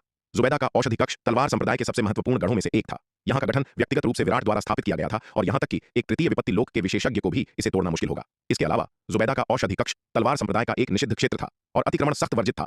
भव्य गठन के सक्रिय हुए बिना भी बहुत कम लोग सामान्य रूप से जुबैदा के औषधि कक्ष में प्रवेश करने की हिम्मत करते थे। इसके सक्रिय होने के बाद तो छोड़ ही दें, यहाँ तक कि रूहानी ने जुबैदा के औषधि कक्ष में भव्य गठन को सक्रिय देखने के बाद जल्दबाजी में कार्य करने की हिम्मत नहीं की। वह इस भव्य गठन की शक्ति को जानती थी। अगर उसने गलती से इसे सक्रिय कर दिया तो परिणाम अप्रत्याशित होंगे। रूहानी यह जानने के लिए बहुत उत्सुक थी कि जुबैदा पिछले 2 महीनों से कहाँ थी। आखिरकार जुबैदा पिछले 100 वर्षों में इतने लंबे समय तक कभी भी औषधि कक्ष से बाहर नहीं गई थी। यहाँ तक कि जब मैं पढ़ने के लिए शास्त्र भंडार जाती हूँ तो मैं आमतौर पर कुछ कीमिया क्लासिक्स चुनती हूँ और उन्हें पढ़ने के लिए औषधि कक्ष में वापस लाती हूँ। बच्ची, तुम इतने सारे सवाल क्यों पूछ रही हो? जुबैदा ने उसे घूरते हुए कहा। हे भगवान मालिक, क्या आप फिर से विराट के साथ भाग गई थी? जुबैदा की बातें सुनकर रूहानी ने चेहरे पर मुस्कान के साथ कहा। तुम क्या बकवास कर रही हो? यह सुनकर जुबैदा खुद को शर्माने से नहीं रोक पाई। उसने रूहानी के सिर पर अखरोट फोड़ते हुए गुस्से में कहा, मालिक, तुम्हारी इसे इस्तेमाल करके मूर्ख बनाने की हिम्मत कैसे हुई? तुम लड़की, तुम दिन ब दिन और अधिक साहसी होती जा रही हो। ऐसा लगता है कि इतने लंबे समय तक तुम्हारी देखभाल न करने के बाद तुम्हें खुजली हो रही है। जुबैदा बोलते बोलते और भी ज्यादा गुस्सा हो गई और अपनी आस्तीनें चढ़ा लीं और रूहानी को पीटना शुरू कर दिया। मालिक, मालिक, मैं तो बस आपके साथ मजाक कर रही थी। मैं फिर ऐसा नहीं करूंगी, मैं फिर ऐसा नहीं करूंगी। रूहानी ने जुबैदा को सच में गुस्सा होते देख जल्दी से दया की भीख मांगी। उसके बार बार की मिन्नतों और दयनीय रूप के बाद जुबैदा अंततः शांत हो गई और उस पर हाथ नहीं उठाया। तुम छोटी दुष्ट, मैं तुम्हें इस बार जाने दूंगी। अगर तुमने अगली बार फिर से बकवास करने की हिम्मत की तो देखो मैं तुमसे कैसे निपटती हूँ। जुबैदा ने रूहानी के माथे पर अपनी जेड़ जैसी उंगली जोर से दबाई। हे, मुझे पता था, मालिक मुझे सबसे ज्यादा प्यार करती है। जुबैदा की बातें सुनकर रूहानी को पता चल गया कि वह फिर से बच गई है और जुबैदा की ओर देखकर फिर से मुस्कुराने लगी। इस तरह से मुस्कुराना बंद करो, जाओ वो करो जो मैंने तुम्हें करने को कहा है। जुबैदा ने उसे घूरते हुए कहा और चिढ़कर बोली, हाँ मालिक, मैं इसे तुरंत करूंगी। रूहानी ने जल्दी से जवाब दिया। इसके साथ वह औषधि कक्ष से बाहर निकल गई। हालांकि वह अभी जुबैदा के दिल को नरम करने और उसे जाने देने में कामयाब रही थी। कौन जाने कि जुबैदा फिर से अपना मन बदल ले और उसे फिर से पीटना चाहे। इसलिए पीटे जाने से बचने के लिए पहले खिसक जाना ही सबसे अच्छा था। विराट अपने निवास पर लौटा और सोनाली से उन घटनाओं के बारे में पूछताछ की जो पिछले 2 महीनों में तलवार संप्रदाय में हुई थी। हालांकि सोनाली खुफिया विभाग की प्रभारी नहीं थी, लेकिन उसके निवास की प्रबंधक के रूप में वह तलवार संप्रदाय के सभी छोटे बड़े मामलों से काफी परिचित थी। आखिरकार सेनापति समीर हर समय महत्वपूर्ण खुफिया जानकारी सोनाली को भेजता था ताकि विराट किसी भी समय उस तक पहुंच सके। इसलिए तलवार संप्रदाय के मामलों को समझने के संदर्भ में सोनाली को सबसे अधिक जानकारी वाले लोगों में से एक माना जा सकता है। अब विराट की पूछताछ सुनकर सोनाली ने स्वाभाविक रूप से पिछले 2 महीनों में हुई हर बात विराट को बता दी। यह जानने के बाद कि पिछले 2 महीनों में तलवार संप्रदाय में कुछ भी बड़ा नहीं हुआ है, विराट ने अंततः राहत महसूस की। वह अपने कमरे में लौट आया और अपना एकांत प्रशिक्षण जारी रखने के लिए अनंत परम मीनार के दूसरे स्तर में प्रवेश कर गया। जुबैदा द्वारा द्वितीय विपत्ति गोली विकसित करने के बाद तलवार संप्रदाय के विकास में एक बार फिर तेजी आई।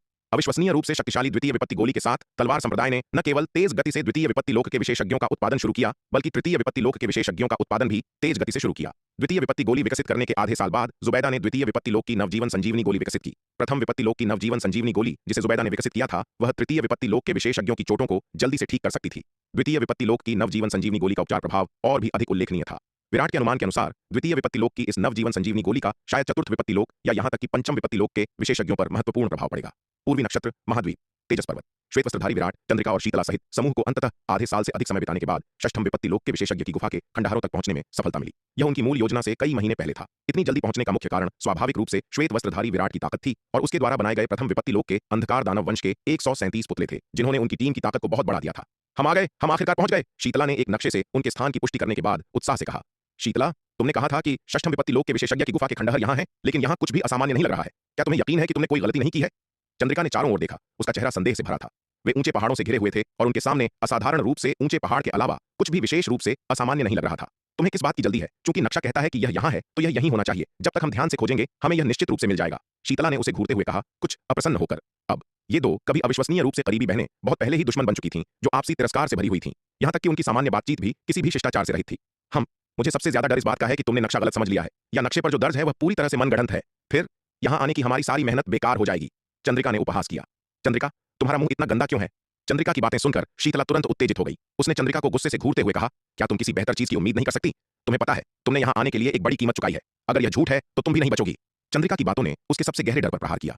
उसने यहाँ तक पहुंचने के लिए इतनी बड़ी मात्रा में प्रयास किए थे और अगर इस नक्शे पर जो दर्ज है वह झूठ निकला तो यह उसके लिए एक घातक झटका होगा। यहाँ पहुंचने के लिए उसने सबसे पहले सुवर्ण भूमि व्यापार मंडल से तेजस पर्वत के बारे में बड़ी मात्रा में जानकारी खरीदने के लिए एक भाग्य खर्च किया और अंत में बहुत श्रमसाध्य योजना के बाद उसने यह अपेक्षाकृत सबसे सुरक्षित मार्ग तैयार किया था। रास्ते में उसने श्वेत वस्त्रधारी विराट से नवजीवन संजीवनी गोली खरीदने की कोशिश में अपने सारे पैसे खर्च कर दिए थे। अगर नक्शे में जो दिखाया गया था वह झूठ था तो उसकी सारी मेहनत बेकार हो जाएगी। हे, यह नक्शा असली है या नहीं, मुझे कोई परवाह नहीं है। यह सुनकर चंद्रिका खिलखिलाकर हंसी। वैसे भी मैं वह नहीं हूं जिसे सबसे बड़ा नुकसान होगा। इस प्रशिक्षण के लिए उसके यहाँ आने का उद्देश्य उस षष्ठम विपत्ति लोक के विशेषज्ञ की गुफा के खंडहरों को खोजना नहीं था, बल्कि श्वेत वस्त्रधारी विराट के करीब आना था। इस प्रशिक्षण के दौरान श्वेत वस्त्रधारी विराट के साथ उसके रिश्ते वास्तव में काफी बढ़ गए थे। हालांकि श्वेत वस्त्रधारी विराट उसके प्रलोभन से पूरी तरह अप्रभावित रहा, लेकिन कम से कम वह उतना दूर नहीं था जितना वह शुरुआत में था। जबकि वह अभी तक गार्गी और श्वेत वस्त्रधारी विराट के समान अंतरंगता प्राप्त नहीं कर पाई थी, कम से कम उसने उसके साथ एक दोस्त की तरह व्यवहार किया। यह कहा जा सकता है कि उसने इस यात्रा के लिए अपना लक्ष्य हासिल कर लिया था। जहां तक षष्ठम विपत्ति लोक के विशेषज्ञ की गुफा के खंडहरों का सवाल है, अगर वे मौजूद होते तो बेहतर होता, लेकिन अगर वे नहीं होते तो चंद्रिका को ज्यादा परवाह नहीं होगी। शीतला के उग्र भाव को देखकर चंद्रिका को आत्मसंतुष्टि की लहर महसूस हुई। वह अब जो सबसे ज्यादा करना चाहती थी वह उस चुड़ैल शीतला को सबक सिखाना था। अगर श्वेत वस्त्रधारी विराट की ताकत नहीं होती तो शायद उसे पता ही नहीं चलता कि शीतला ने उसे कितनी बुरी तरह धोखा दिया है, और तेजस पर्वत में उसकी जान भी जा सकती थी। चंद्रिका अब शीतला के प्रति नाराजगी से भरी हुई थी, इसलिए उसने उस पर पलटवार करने और शीतला के धोखे का बदला लेने के हर अवसर का लाभ उठाया। शीतला के साथ उसका रिश्ता पहले जितना ही करीब था, अब उसके प्रति उसकी नाराजगी उतनी ही गहरी हो गई है। चंद्रिका की बातें सुनकर शीतला का सीना गुस्से से फूल गया, लेकिन वह जानती थी कि अभी चंद्रिका से बहस करने से अंततः उसे ही नुकसान होगा, क्योंकि इस षष्ठम विपत्ति लोक के विशेषज्ञ की गुफा के खंडहरों की सबसे ज्यादा परवाह करने वाली कोई और नहीं, बल्कि वह खुद शीतला थी। शीतला ने चंद्रिका की व्यंग्यात्मक टिप्पणियों को नजरअंदाज किया और आसपास के क्षेत्र की सावधानीपूर्वक खोज करने लगी। श्वेत वस्त्रधारी विराट ने अपने सामने ऊंची चोटी को देखा और खुद को आहें भरने से नहीं रोक पाया। पूर्वी नक्षत्र महाद्वीप के दृश्य वास्तव में भिन्न थे, जो शक्ति सिंधु महाद्वीप से कई गुना अधिक शानदार थे। उनके सामने यह छोटी हजारों मील ऊंची थी। उनका समूह इस शानदार छोटी के सामने चींटियों जितना ही तुच्छ लग रहा था। यहाँ तक कि आसपास के पहाड़ भी अत्यंत राजसी थे, कुछ हजारों मील ऊंचे थे और कुछ लगभग 1 लाख मील ऊंचे थे। शीतला और सप्त स्वर मंडप के योद्धा सर्वोच्च चोटी की सावधानीपूर्वक खोज कर रहे थे। सामान्य तौर पर यदि षष्ठम विपत्ति लोक के किसी विशेषज्ञ की गुफा के कोई अवशेष थे तो सबसे संभावित स्थान इसी सर्वोच्च चोटी पर होगा। जब शीतला और सप्त स्वर मंडप के योद्धा षष्ठम विपत्ति लोक के विशेषज्ञ की गुफा की खोज कर रहे थे, चंद्रिका और श्वेत हिम संप्रदाय के योद्धा भी बेकार नहीं थे। हालांकि चंद्रिका ने कहा कि उसे षष्ठम विपत्ति लोक के विशेषज्ञ की गुफा की कोई परवाह नहीं है, फिर भी ऐसे शक्तिशाली व्यक्ति की गुफा में उसके लिए एक बड़ा आकर्षण था। अगर वह इसे ढूंढ पाती तो यह उसके लिए एक बहुत बड़ा लाभ होता। शायद वह चतुर्थ विपत्ति लोक में जाने का अवसर भी पा सकती थी। इसलिए चंद्रिका भी अपनी खोज में बहुत चौकस थी। समूह में सबसे ज्यादा निश्चिंत श्वेत वस्त्रधारी विराट था। विशाल पर्वत को लगन से खोजने वाले अन्य लोगों के विपरीत विराट ने अपनी दिव्य दृष्टि को सक्रिय किया और विशाल पर्वत को नीचे से ऊपर तक स्कैन किया। जल्द ही पहाड़ के आधे रास्ते में उसने एक विशाल गुफा का प्रवेश द्वार देखा। हालांकि प्रवेश द्वार कुछ भ्रमों से छिपा हुआ था, जिससे इसे पहचानना मुश्किल हो गया था, लेकिन विराट की दिव्य दृष्टि की जांच के तहत ये भ्रम पूरी तरह से अप्रभावी थे। अब और खोजने की जहमत मत उठाओ, गुफा के खंडहर यहाँ हैं। गुफा के खंडहरों के प्रवेश द्वार की खोज करने के बाद सफेद रंग के कपड़े पहने विराट ने चंद्रिका और अन्य लोगों को पुकारा। श्वेत वस्त्रधारी विराट की बातें सुनकर चंद्रिका, पुनीत, जिग्नेश, गगन और अन्य लोग तुरंत उसकी ओर उड़ गए। विराट, गुफा के खंडहर कहाँ हैं? चंद्रिका ने जल्दबाजी में पूछा। शीतला भी श्वेत वस्त्रधारी विराट की पुकार सुनकर उड़ती हुई आ गई। रास्ते में श्वेत वस्त्रधारी विराट के कौशल को देखने के बाद उसे स्वाभाविक रूप से उसकी बातों पर पूरा भरोसा था। चूंकि श्वेत वस्त्रधारी विराट ने कहा था कि उसे गुफा के खंडहर मिल गए हैं, तो वह अनिवार्य रूप से वहीं रुक गया था। वह वहां है। श्वेत वस्त्रधारी विराट ने पहाड़ के आधे रास्ते में एक जगह की ओर इशारा किया। फिर एक पल में वह गुफा के खंडहरों के प्रवेश द्वार पर पहुंच गया। यह देखकर अन्य लोगों ने जल्दी से उसका अनुसरण किया। यहाँ? श्वेत वस्त्रधारी विराट की बातें सुनकर चंद्रिका हैरान रह गई। उसने अपने आसपास का ध्यान से निरीक्षण किया और कहा, यहाँ कुछ भी असामान्य नहीं है। इस गुफा का प्रवेश द्वार बस एक धुंध से छिपा हुआ है। स्वाभाविक रूप से तुम इसे नहीं देख सकती हो। श्वेत वस्त्रधारी विराट ने मुस्कुराते हुए कहा। इसके साथ उसने अपना हाथ हिलाया और एक शक्तिशाली बल आगे बढ़ा। एक बाहरी कर देने वाली गर्जना के बाद और एक शक्तिशाली झटके के बाद पहले खाली पहाड़ के किनारे पर एक विशाल गुफा का प्रवेश द्वार दिखाई दिया। यह प्रवेश द्वार 2 विशाल पत्थर के दरवाजों से कसकर बंद था। वास्तव में नक्शे का विवरण सही था। यह देखकर शीतला ने उत्साह से कहा, यहाँ वास्तव में एक षष्ठम विपत्ति लोक के विशेषज्ञ द्वारा छोड़े गए गुफा के खंडहर हैं। उसने इस षष्ठम विपत्ति लोक के विशेषज्ञ की गुफा के खंडहरों को खोजने के लिए इतना प्रयास और संसाधन खर्च किए थे। इस समय शीतला इतनी उत्साहित थी कि वह मुश्किल से खुद को नियंत्रित कर पा रही थी। अरे, यहाँ वास्तव में एक गुफा का प्रवेश द्वार है। ऐसा लगता है कि नक्शे का विवरण वास्तव में सटीक था। जैसे ही हर कोई षष्ठम विपत्ति लोक के विशेषज्ञ की गुफा के खंडहरों को खोजने के बारे में उत्साहित था, अचानक उनके पीछे एक आवाज गूंजी। यह सुनकर सभी के भाव बदल गए और उन्होंने जल्दी से पीछे मुड़कर देखा। उनके पीछे आग जैसे लाल वस्त्र पहने योद्धाओं का एक समूह तेजी से आ रहा था। इस समूह में 60 या 70 लोग थे, जिनमें चतुर्थ विपत्ति लोक के 2 विशेषज्ञ, तृतीय विपत्ति लोक के 7 विशेषज्ञ और बाकी द्वितीय विपत्ति लोक के विशेषज्ञ थे। हालांकि इस समूह का नेता एक आग जैसे लाल रंग के कपड़े पहने युवा था, जिसके पास अहंकार की हवा थी। यह युवक हालांकि केवल द्वितीय विपत्ति लोक में था, समूह का सर्वोच्च पद का सदस्य लग रहा था। इस युवक को देखकर श्वेत वस्त्रधारी विराट की आंखें अत्यधिक आश्चर्य से चमक उठीं। उसने उसे तुरंत पहचान लिया। यह कोई और नहीं बल्कि लक्ष्यराज था, अग्नितत्व संप्रदाय का युवा गुरु, जो सप्तखड्ग अमर भवन में प्रशिक्षण लेने के लिए शक्ति सिंधु महाद्वीप गया था। लेकिन क्या उसने लक्ष्यराज और अग्नितत्व संप्रदाय के उन सभी अन्य योद्धाओं को नहीं मार डाला था जो सप्तखड्ग अमर भवन में घुसे थे? लक्ष्यराज अब उसके सामने कैसे खड़ा हो सकता है? क्या यह कोई ऐसा व्यक्ति हो सकता है जो बिल्कुल लक्ष्यराज जैसा दिखता हो, या शायद उसकी तरह लक्ष्यराज भी अवतार बनाता है और उसने सप्तखड्ग अमर भवन में जिसे नष्ट किया था वह लक्ष्यराज के अवतारों में से एकमात्र था? श्वेत वस्त्रधारी विराट लक्ष्यराज को देखकर आश्चर्यचकित था और लक्ष्यराज ने श्वेत वस्त्रधारी विराट को पहचानने पर शुरुआत में दंग रह गया, फिर उसकी अभिव्यक्ति काफी बदल गई और वह क्रोधित हो गया। विराट, तो यह तुम हो? तुम्हारी पूर्वी नक्षत्र महाद्वीप में आने की हिम्मत कैसे हुई? लक्ष्यराज ने श्वेत वस्त्रधारी विराट को घूरते हुए कहा। उसका चेहरा अविश्वसनीय रूप से उदास था और कहा, ठीक है, बहुत अच्छा। मैं बस इस बात को लेकर चिंतित था कि तुमसे बदला लेने के लिए तुम्हें कहां ढूंढूं, और तुम खुद मेरे दरवाजे पर आ गए हो। उसका असली रूप, जो शक्ति सिंधु महाद्वीप गया था, सप्तखड्ग अमर भवन में श्वेत वस्त्रधारी विराट द्वारा नष्ट कर दिया गया था, जिससे लक्ष्यराज अत्यधिक क्रोध से भर गया था। वह श्वेत वस्त्रधारी विराट से दिल की गहराई से नफरत करता था। हालांकि अग्नितत्व महाद्वीप शक्ति सिंधु महाद्वीप से अविश्वसनीय रूप से दूर है। यहाँ तक कि अग्नितत्व पूर्वज की शक्ति के साथ वह अधिकतम प्रथम विपत्ति लोक के योद्धाओं को ही शक्ति सिंधु महाद्वीप भेज सकता था। उच्च साधना स्तर वाले योद्धाओं को ब्रह्मांड को पार करना होगा और धीरे धीरे शक्ति सिंधु महाद्वीप की ओर उड़ना होगा। अग्नितत्व महाद्वीप और शक्ति सिंधु महाद्वीप के बीच की दूरी को देखते हुए अग्नितत्व पूर्वज को भी उन तक पहुंचने के लिए दशकों लग जाएंगे। जहां तक अग्नितत्व पूर्वज से कम साधना स्तर वाले योद्धाओं का सवाल है, शक्ति सिंधु महाद्वीप तक पहुंचने के लिए आवश्यक समय और भी अधिक होगा। चूंकि सप्तखड्ग अमर भवन में लक्ष्यराज और अग्नितत्व संप्रदाय के योद्धाओं का सफाया कर दिया गया था, इसलिए अग्नितत्व पूर्वज ने स्वाभाविक रूप से लोगों को शक्ति सिंधु महाद्वीप भेजना बंद कर दिया था। अगर लक्ष्यराज श्वेत वस्त्रधारी विराट से बदला लेना चाहता था तो वह ऐसा तभी कर सकता था जब अग्नितत्व पूर्वज शक्ति सिंधु महाद्वीप पहुंच जाए। लेकिन लक्ष्यराज को यह उम्मीद नहीं थी कि पूर्वी नक्षत्र महाद्वीप की अपनी प्रशिक्षण यात्रा के दौरान उसका सामना तेजस पर्वत की गहराई में अपने सबसे गहरे दुश्मन से होगा। यह लक्ष्यराज के लिए सच में अप्रत्याशित था। प्रशिक्षण के लिए पूर्वी नक्षत्र महाद्वीप पर तेजस पर्वत की उसकी यात्रा वास्तव में एक आकस्मिक संयोग था। अग्नि तत्व संप्रदाय के भीतर तृतीय विपत्ति लोक के एक योद्धा को पूर्वी नक्षत्र महाद्वीप पर प्रशिक्षण के दौरान अनजाने में एक नक्शा मिल गया था। इस नक्शे में षष्ठम विपत्ति लोक के विशेषज्ञ द्वारा पीछे छोड़े गए गुफा आवास के खंडहर का स्थान दर्शाया गया था। षष्ठम विपत्ति लोक के इस विशेषज्ञ के गुफा आवास का खंडहर तेजस पर्वत की गहराई में स्थित था। शीतला, योगेंद्र, दिग्विजय और अन्य लोगों की तरह अग्नि तत्व संप्रदाय के तृतीय विपत्ति लोक के योद्धा नक्शा प्राप्त करने के बाद तुरंत मानव शक्ति जुटाने के लिए अपने संप्रदाय में लौट आए खंडहरों का पता लगाने की तैयारी की। हालांकि मानव शक्ति जुटाने की प्रक्रिया के दौरान तृतीय विपत्ति लोक के योद्धा को लक्ष्यराज ने खोज लिया, जो उससे पूछताछ करने आया था। लक्ष्यराज के दबाव में तृतीय विपत्ति लोक के योद्धा के पास सच कबूल करने के अलावा कोई विकल्प नहीं था। अग्नितत्व पूर्वज के सबसे पसंदीदा वंशज और अग्नितत्व संप्रदाय के युवा गुरु के रूप में लक्ष्यराज हालांकि असाधारण रूप से उच्च साधना नहीं रखता था, संप्रदाय के भीतर एक अद्वितीय स्थिति रखता था। अग्नितत्व पूर्वज और संप्रदाय के नेता के अलावा बहुत कम लोग उसे भड़काने की हिम्मत करते थे। योद्धा की कहानी सुनने के बाद लक्ष्यराज बहुत खुश हुआ। सप्तखड्ग अमर भवन में अपने प्रशिक्षण के दौरान उसे भारी नुकसान उठाना पड़ा था, यहां तक कि उसने अपना मुख्य शरीर भी खो दिया था। हालांकि बाद में अग्नितत्व पूर्वज ने उसे कई खजानों के साथ मुआवजा दिया, जिससे अग्नितत्व संप्रदाय के भीतर उसके अवतार को सफलतापूर्वक द्वितीय विपत्ति लोक में प्रवेश करने की अनुमति मिली। यह मुआवजा अभी भी उसके मुख्य शरीर के नुकसान की भरपाई करने के लिए अपर्याप्त था। द्वितीय विपत्ति लोक में प्रवेश करने के बाद भी लक्ष्यराज उदास रहा। हालांकि यह सुनकर कि तृतीय विपत्ति लोक के योद्धा ने षष्ठम विपत्ति लोक के विशेषज्ञ द्वारा पीछे छोड़े गए अवसर का रिकॉर्ड प्राप्त किया है, लक्ष्यराज बहुत खुश हुआ और उसका पिछला अवसाद तुरंत गायब हो गया। क्या इत्तेफाक है, हम फिर मिल गए।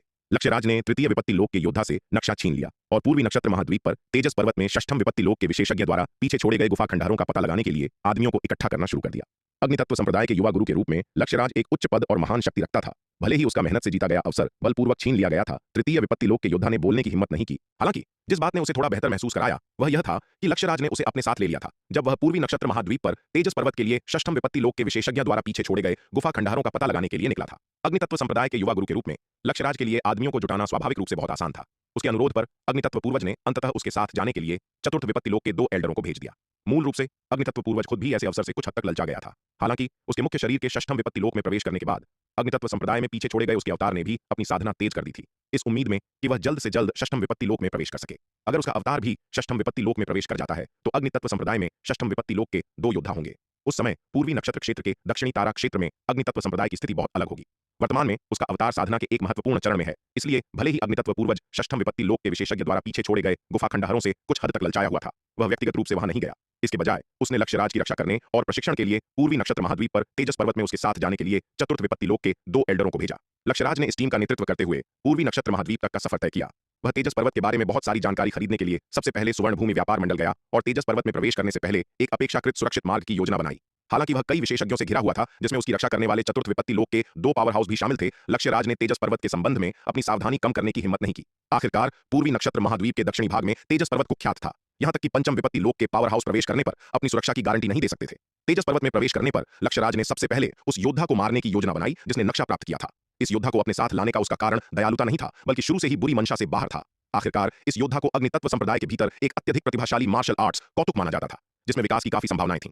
उसके अवसर को चुराने के बाद लक्ष्यराज को यकीन था कि योद्धा आक्रोश को आश्रय देगा, उसे जीवित रहने देना अनिवार्य रूप से एक खतरा बन जाएगा। इसलिए इस खतरे को खत्म करने के लिए लक्ष्यराज उसे अपने साथ ले गया। उसे खत्म करने के लिए तेजस पर्वत के विश्वासघाती वातावरण का उपयोग करने का इरादा रखता था। योद्धा ने कभी सपने में भी नहीं सोचा था कि लक्ष्यराज इतना निर्दयी होगा, न केवल उसका अवसर चुराएगा बल्कि उसे मारने की साजिश भी रचेगा। दुर्भाग्य से हालांकि वह भी तृतीय विपत्ति लोक का विशेषज्ञ था। लक्ष्यराज अग्नितत्व संप्रदाय का युवा गुरु था, जो एक उच्च पद और महान शक्ति रखता था। तेजस पर्वत जैसी जगह में लक्ष्यराज के लिए उसकी हत्या करना बहुत आसान था। नक्शा प्राप्त करने वाले तृतीय विपत्ति लोक के योद्धा को मारने के बाद लक्ष्यराज ने अपनी टीम को आगे बढ़ाया। अंततः काफी नुकसान उठाने के बाद नक्शे पर चिह्नित गंतव्य पर पहुंच गया। हालांकि लक्ष्यराज के आश्चर्य के लिए उसका सामना अपने नश्वर दुश्मन विराट से हुआ। लक्ष्यराज की बातें सुनकर श्वेत वस्त्रधारी विराट ने तुरंत अपने सामने खड़े आग जैसे लाल कपड़े पहने युवा को अग्नितत्व संप्रदाय के युवा गुरु लक्ष्यराज के रूप में पहचान लिया, क्योंकि अगर यह सिर्फ ऐसा कोई व्यक्ति होता जो बिल्कुल लक्ष्यराज जैसा दिखता था तो वे उसे नहीं पहचानते। ऐसा लगता था कि इस आदमी के पास अवतार बनाने की तकनीक भी है। उसने सप्तखड्ग अमर भवन में जिसे नष्ट किया था वह केवल उसका एक अवतार था, उसका असली रूप नहीं। हे लक्ष्यराज, क्या इत्तेफाक है, हम फिर मिल गए। श्वेत वस्त्रधारी विराट ने लक्ष्यराज को देखा और हंसते हुए कहा, मुझे सच में उम्मीद नहीं थी कि मैंने उस समय जिसे मारा था वह वास्तव में तुम्हारे अवतारों में से एक था और तुम नहीं। तुम्हारी किस्मत सच में बहुत अच्छी है। विराट की बातें सुनकर लक्ष्यराज का चेहरा और भी काला हो गया। सप्तखड्ग अमर भवन में विराट ने जिसे मारा वह उसका अवतार नहीं था, बल्कि उसका असली रूप था। उसका असली रूप उसके अवतार से कहीं अधिक मजबूत था। अग्नितत्व पूर्वज ने इस मामले को जो महत्व दिया था उसे देखते हुए लक्ष्यराज स्वाभाविक रूप से अपना अवतार भेजने की हिम्मत नहीं करेगा, बल्कि सप्तखड्ग अमर भवन का पता लगाने के लिए अपना सबसे मजबूत असली रूप शक्ति सिंधु महाद्वीप भेजा था। सप्तखड्ग अमर भवन के भीतर उसका असली रूप श्वेत वस्त्रधारी विराट द्वारा नष्ट कर दिया गया था। एक ऐसा नुकसान जो लक्ष्यराज के लिए एक जबरदस्त झटका और गहरा अपमान दोनों था। अब विराट के इसे फिर से उसके चेहरे पर लाने के साथ लक्ष्यराज का गुस्सा और भी भड़क उठा। एल्डर गजेंद्र, एल्डर क्षितिज, उसे मार डालो। लक्ष्यराज ने अपने बगल में खड़े चतुर्थ विपत्ति लोक के 2 एल्डरों की ओर मुड़कर आदेश दिया। हाँ युवा गुरु। चतुर्थ विपत्ति लोक के दो एल्डरों ने तुरंत जवाब दिया। लक्ष्यराज और विराट के बीच हुई बातचीत से उन्होंने यह भी समझ लिया था कि यह श्वेत वस्त्रधारी युवक शक्ति सिंधु महाद्वीप पर सप्त खड्ग अमर भवन का पता लगाने के लिए अग्नि तत्व संप्रदाय के अभियान के पूरी तरह से नष्ट होने के पीछे का अपराधी था और उनके युवा गुरु को मारने वाला भी यही था। वे अग्नि तत्व संप्रदाय के ऐसे कट्टर दुश्मन के खिलाफ प्रहार करने में संकोच नहीं करेंगे। चतुर्थ विपत्ति लोक के दो एल्डर तुरंत आगे की ओर लपके और विराट की ओर झपटे। आमतौर पर विराट जैसे एकमात्र अर्ध महाविपत्ति लोक की चींटी को मारना उन दोनों में से किसी के लिए भी आसान होता। हालांकि श्वेत वस्त्रधारी विराट कई विशेषज्ञों से घिरा हुआ था, विशेष रूप से चंद्रिका जो संप्रदाय के नेता की बेटी थी और श्वेत हिम संप्रदाय के 5 मुख्य शिष्यों में से एक थी। उन्होंने ज्यादा लापरवाह होने की हिम्मत नहीं की। अग्नि तत्व संप्रदाय और श्वेत हिम संप्रदाय के बीच का रिश्ता भी तनावपूर्ण था और वे स्वाभाविक रूप से श्वेत हिम संप्रदाय की स्थिति से वाकिफ थे। वे चंद्रिका से भी परिचित थे। वे जानते थे कि चंद्रिका जैसे विशेषज्ञ की ताकत उनके स्वयं के चतुर्थ विपत्ति लोक की शक्ति से बहुत कम नहीं हो सकती है। सुरक्षित रहने के लिए उन्होंने एक साथ हमला करने का विकल्प चुना। उन्होंने योजना बनाई कि एक व्यक्ति चंद्रिका को रोकेगा जबकि दूसरा श्वेत वस्त्रधारी विराट को मार डालेगा। हालांकि चंद्रिका उनके कार्यों से अप्रभावित रही, उसने हमला करने का कोई इरादा नहीं दिखाया और इसके बजाय किनारे से तमाशा देखने का इरादा किया। वह अपनी यात्रा से श्वेत वस्त्रधारी विराट की ताकत को बहुत अच्छी तरह जानती थी। यहां तक कि मारुत जैसा चतुर्थ विपत्ति लोक का विशेषज्ञ भी श्वेत वस्त्रधारी विराट को नहीं हरा सकता था। अग्नि तत्व संप्रदाय के एल्डर के स्तर के किसी व्यक्ति की तो बात ही छोड़ दें। मारुत जल तत्व संप्रदाय के नेता, जल तत्व तपस्वी के सबसे बड़े शिष्य के रूप में जल तत्व संप्रदाय की युवा पीढ़ी के बीच सबसे प्रतिभाशाली मार्शल आर्ट्स कौतुक माना जा सकता है। जब उसने चतुर्थ विपत्ति लोक में प्रवेश किया तो उसने 23 ईश्वरीय बिजली के प्रहारों का सामना किया, जिससे वह पूर्वी नक्षत्र क्षेत्र के दक्षिणी तारा क्षेत्र में भी अविश्वसनीय रूप से शक्तिशाली और प्रसिद्ध हो गया। मारुत जैसा पावर हाउस अग्नि तत्व संप्रदाय के किसी साधारण चतुर्थ विपत्ति लोक के एल्डर से बिल्कुल अतुलनीय है और श्वेत वस्त्रधारी विराट मारुत जैसे गुरु को भी हराने में सक्षम पावर हाउस है, तो अग्नि तत्व संप्रदाय के इन दो मात्र चतुर्थ विपत्ति लोक के एल्डरों से निपटने की तो बात ही छोड़ दें। इसलिए चंद्रिका को श्वेत वस्त्रधारी विराट की सुरक्षा के बारे में कोई चिंता नहीं थी। चतुर्थ विपत्ति लोक के दो एल्डरों को अपनी ओर दौड़ते देख श्वेत वस्त्रधारी विराट की अभिव्यक्ति शांत रही। एक विचार के साथ हजारों लंबी तलवार के जादुई हथियार तुरंत उसके चारों ओर दिखाई दिए। विराट के दिव्य चेतना नियंत्रण के तहत इन हजारों लंबी तलवार के जादुई हथियारों ने तुरंत एक अत्यंत प्रभावशाली तलवार व्यूह का निर्माण किया। बज शरद पंख तलवार व्यूह से एक अतुलनीय रूप से भयानक तलवार का संकल्प निकला जो चतुर्थ विपत्ति लोक के एल्डरों में से एक की ओर कटा। चतुर्थ विपत्ति लोक के इस एल्डर ने शुरू में श्वेत वस्त्रधारी विराट की उपेक्षा की थी। आखिरकार एकमात्र अर्ध महाविपत्ति लोक का योद्धा उसकी आंखों में एक चींटी से अलग नहीं था। हालांकि लक्ष्यराज ने एक बार कहा था कि यह श्वेत वस्त्रधारी युवक बहुत मजबूत है और उसे कोई साधारण अर्ध महाविपत्ति लोक का योद्धा नहीं माना जाना चाहिए। भले ही उसकी युद्ध शक्ति उच्च थी, फिर भी वह केवल एक अर्ध महाविपत्ति लोक का योद्धा था। वह कितना मजबूत हो सकता था?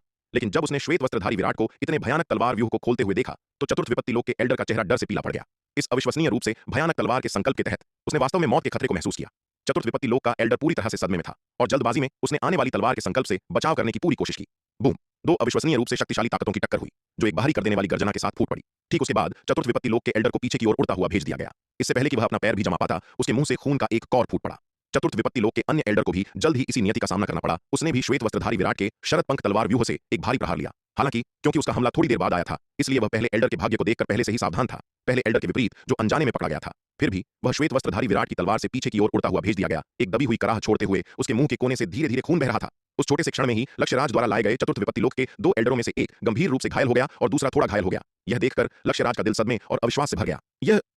यह कैसे संभव है? लक्ष्यराज ने दूर खड़े श्वेत वस्त्रधारी विराट को घूरते हुए कहा। उसका चेहरा अविश्वास से भरा हुआ था। केवल 10 साल बीते थे, फिर भी विराट की ताकत इतनी भयानक हद तक बढ़ गई थी। सबसे महत्वपूर्ण बात यह है कि उसका साधना स्तर पहले जैसा ही था, अभी भी अर्ध महाविपत्ति लोक में था। हालांकि उसके साधना स्तर में सुधार नहीं हुआ था, लेकिन उसकी ताकत कई गुना बढ़ गई थी। केवल एक अर्ध महाविपत्ति लोक की साधना के साथ चतुर्थ विपत्ति लोक के दो विशेषज्ञों को हराने के लिए अगर उसने इसे अपनी आंखों से नहीं देखा होता तो उसे विश्वास ही नहीं होता। जब वह सप्त खड्ग अमर भवन में था तो वह पहले से ही यह देखकर चकित था कि विराट केवल अर्ध महाविपत्ति लोक की साधना के साथ भुवन जैसे पावर हाउस के खिलाफ लड़ता है। लेकिन अब विराट को फिर से देखकर वह और भी अधिक राक्षसी हो गया था। केवल एक अर्ध महाविपत्ति लोक की साधना के साथ चतुर्थ विपत्ति लोक के दो विशेषज्ञों को हराने के लिए इस तरह के शक्तिशाली प्रदर्शन ने लक्ष्यराज को न केवल चकित कर दिया बल्कि पूरी तरह से दंग कर दिया। न केवल लक्ष्यराज चकित था, बल्कि अग्नितत्व संप्रदाय के चतुर्थ विपत्ति लोक के दो एल्डर भी अविश्वास से भर गए थे। उन्होंने मूल रूप से सोचा था कि उनकी ताकत से केवल एक अर्ध महाविपत्ति लोक की चींटी से निपटना केक का एक टुकड़ा होगा, लेकिन कौन जानता था कि एक कदम उठाने पर न केवल वे अपने प्रतिद्वंद्वी को वश में करने में विफल रहे, बल्कि वे खुद भी गंभीर रूप से घायल हो गए। शानदार, सच में शानदार। इतनी कम साधना, फिर भी इतनी भयानक युद्ध शक्ति। मैंने भी पहले कभी ऐसा कुछ नहीं देखा है। जैसे ही हर कोई सदमे में था, क्षितिज से एक आवाज गूंजी। यह आवाज सुनकर सभी ने उस दिशा में देखने के लिए सिर घुमाया। उन्होंने देखा कि लाल रंग के वस्त्र पहने एक युवक, जिससे अविश्वसनीय रूप से शक्तिशाली आभा निकल रही थी, उनकी ओर उड़ता हुआ आ रहा था। उसके पीछे 50 या 60 योद्धाओं का एक समूह आ रहा था। इन योद्धाओं के बीच ऐसे लोग थे जिन्हें श्वेत वस्त्रधारी विराट, चंद्रिका और अन्य लोगों ने पहचाना। दिग्विजय, चक्रधर और महालौह संप्रदाय के अन्य योद्धा जिनसे उनका रास्ते में सामना हुआ था। इस समय अभिमानी दिग्विजय विनम्रतापूर्वक लाल रंग के वस्त्र पहने युवक के पीछे चल रहा था। उसका रवैया अत्यंत सम्मानजनक था। अकेले इसी से यह स्पष्ट था कि लाल रंग के वस्त्र पहने युवक कोई साधारण व्यक्ति नहीं था। युवा गुरु जयेश। लाल रंग के वस्त्र पहने युवक को देखते ही शीतला का भाव तुरंत काफी बदल गया। वह स्वाभाविक रूप से पहचान गई थी कि लाल रंग के वस्त्र पहने यह युवक कौन था। यह कोई और नहीं बल्कि जयेश था, महारक्तिम किले का मार्शल आर्ट्स का प्रतिभाशाली योद्धा, जो पूर्वी नक्षत्र महाद्वीप के 5 महान संप्रदायों में से एक है। साथी शीतला, क्या तुम उसे जानती हो? शीतला का प्रश्न सुनकर श्वेत वस्त्रधारी विराट ने उसकी ओर मुड़कर देखा और पूछा। शीतला का भाव देखकर वह जानता था कि वह लाल रंग के वस्त्र पहने युवक की पहचान से अच्छी तरह वाकिफ थी। वह महारक्तिम किले का मार्शल आर्ट्स का प्रतिभाशाली योद्धा है, कुंवर जयेश। शीतला ने धीरे से कहा। उसका चेहरा पीला था। उसने कभी नहीं सोचा था कि षष्ठम विपत्ति लोक के विशेषज्ञ की गुफा के खंडहरों की उसकी खोज उसे महारक्तिम किले के चेलों से मिला देगी। महारक्तिम किला पूर्वी नक्षत्र महाद्वीप पर एक आधिपत्य स्तर की शक्ति है जो सप्त स्वर मंडप जैसे एक छोटे संप्रदाय की पहुंच से बहुत दूर था, और महारक्तिम किले के चेले निश्चित रूप से ऐसे व्यक्ति नहीं थे जिन्हें उसके जैसे छोटे संप्रदाय का कोई योद्धा नाराज करने का जोखिम उठा सके। अब जब जयेश आ गया था तो षष्ठम विपत्ति लोक के विशेषज्ञ द्वारा पीछे छोड़े गए खजाने और अवसर प्राप्त करने की उसकी उम्मीदें धराशायी हो गई थीं। भले ही उसके पास 100 गुना साहस हो, फिर भी वह जयेश जैसे किसी व्यक्ति के साथ खजाने और अवसरों के लिए प्रतिस्पर्धा करने की हिम्मत नहीं करेगी, चाहे स्थिति हो या ताकत, वह उससे बहुत कम थी। महारक्तिम किला। शीतला की बातें सुनकर श्वेत वस्त्रधारी विराट चकित रह गया। उसने आसमान में लाल रंग के वस्त्र पहने अभिमानी युवक की ओर देखा और समझ गया कि क्या हो रहा है। और भले ही इन योद्धाओं को शिकायतें थीं, वे पीछे नहीं हट सकते थे। उन्हें इस रास्ते पर अंत तक उसका साथ देना ही था। इसलिए बाद में जब सप्त स्वर मंडप के योद्धा गंभीर रूप से घायल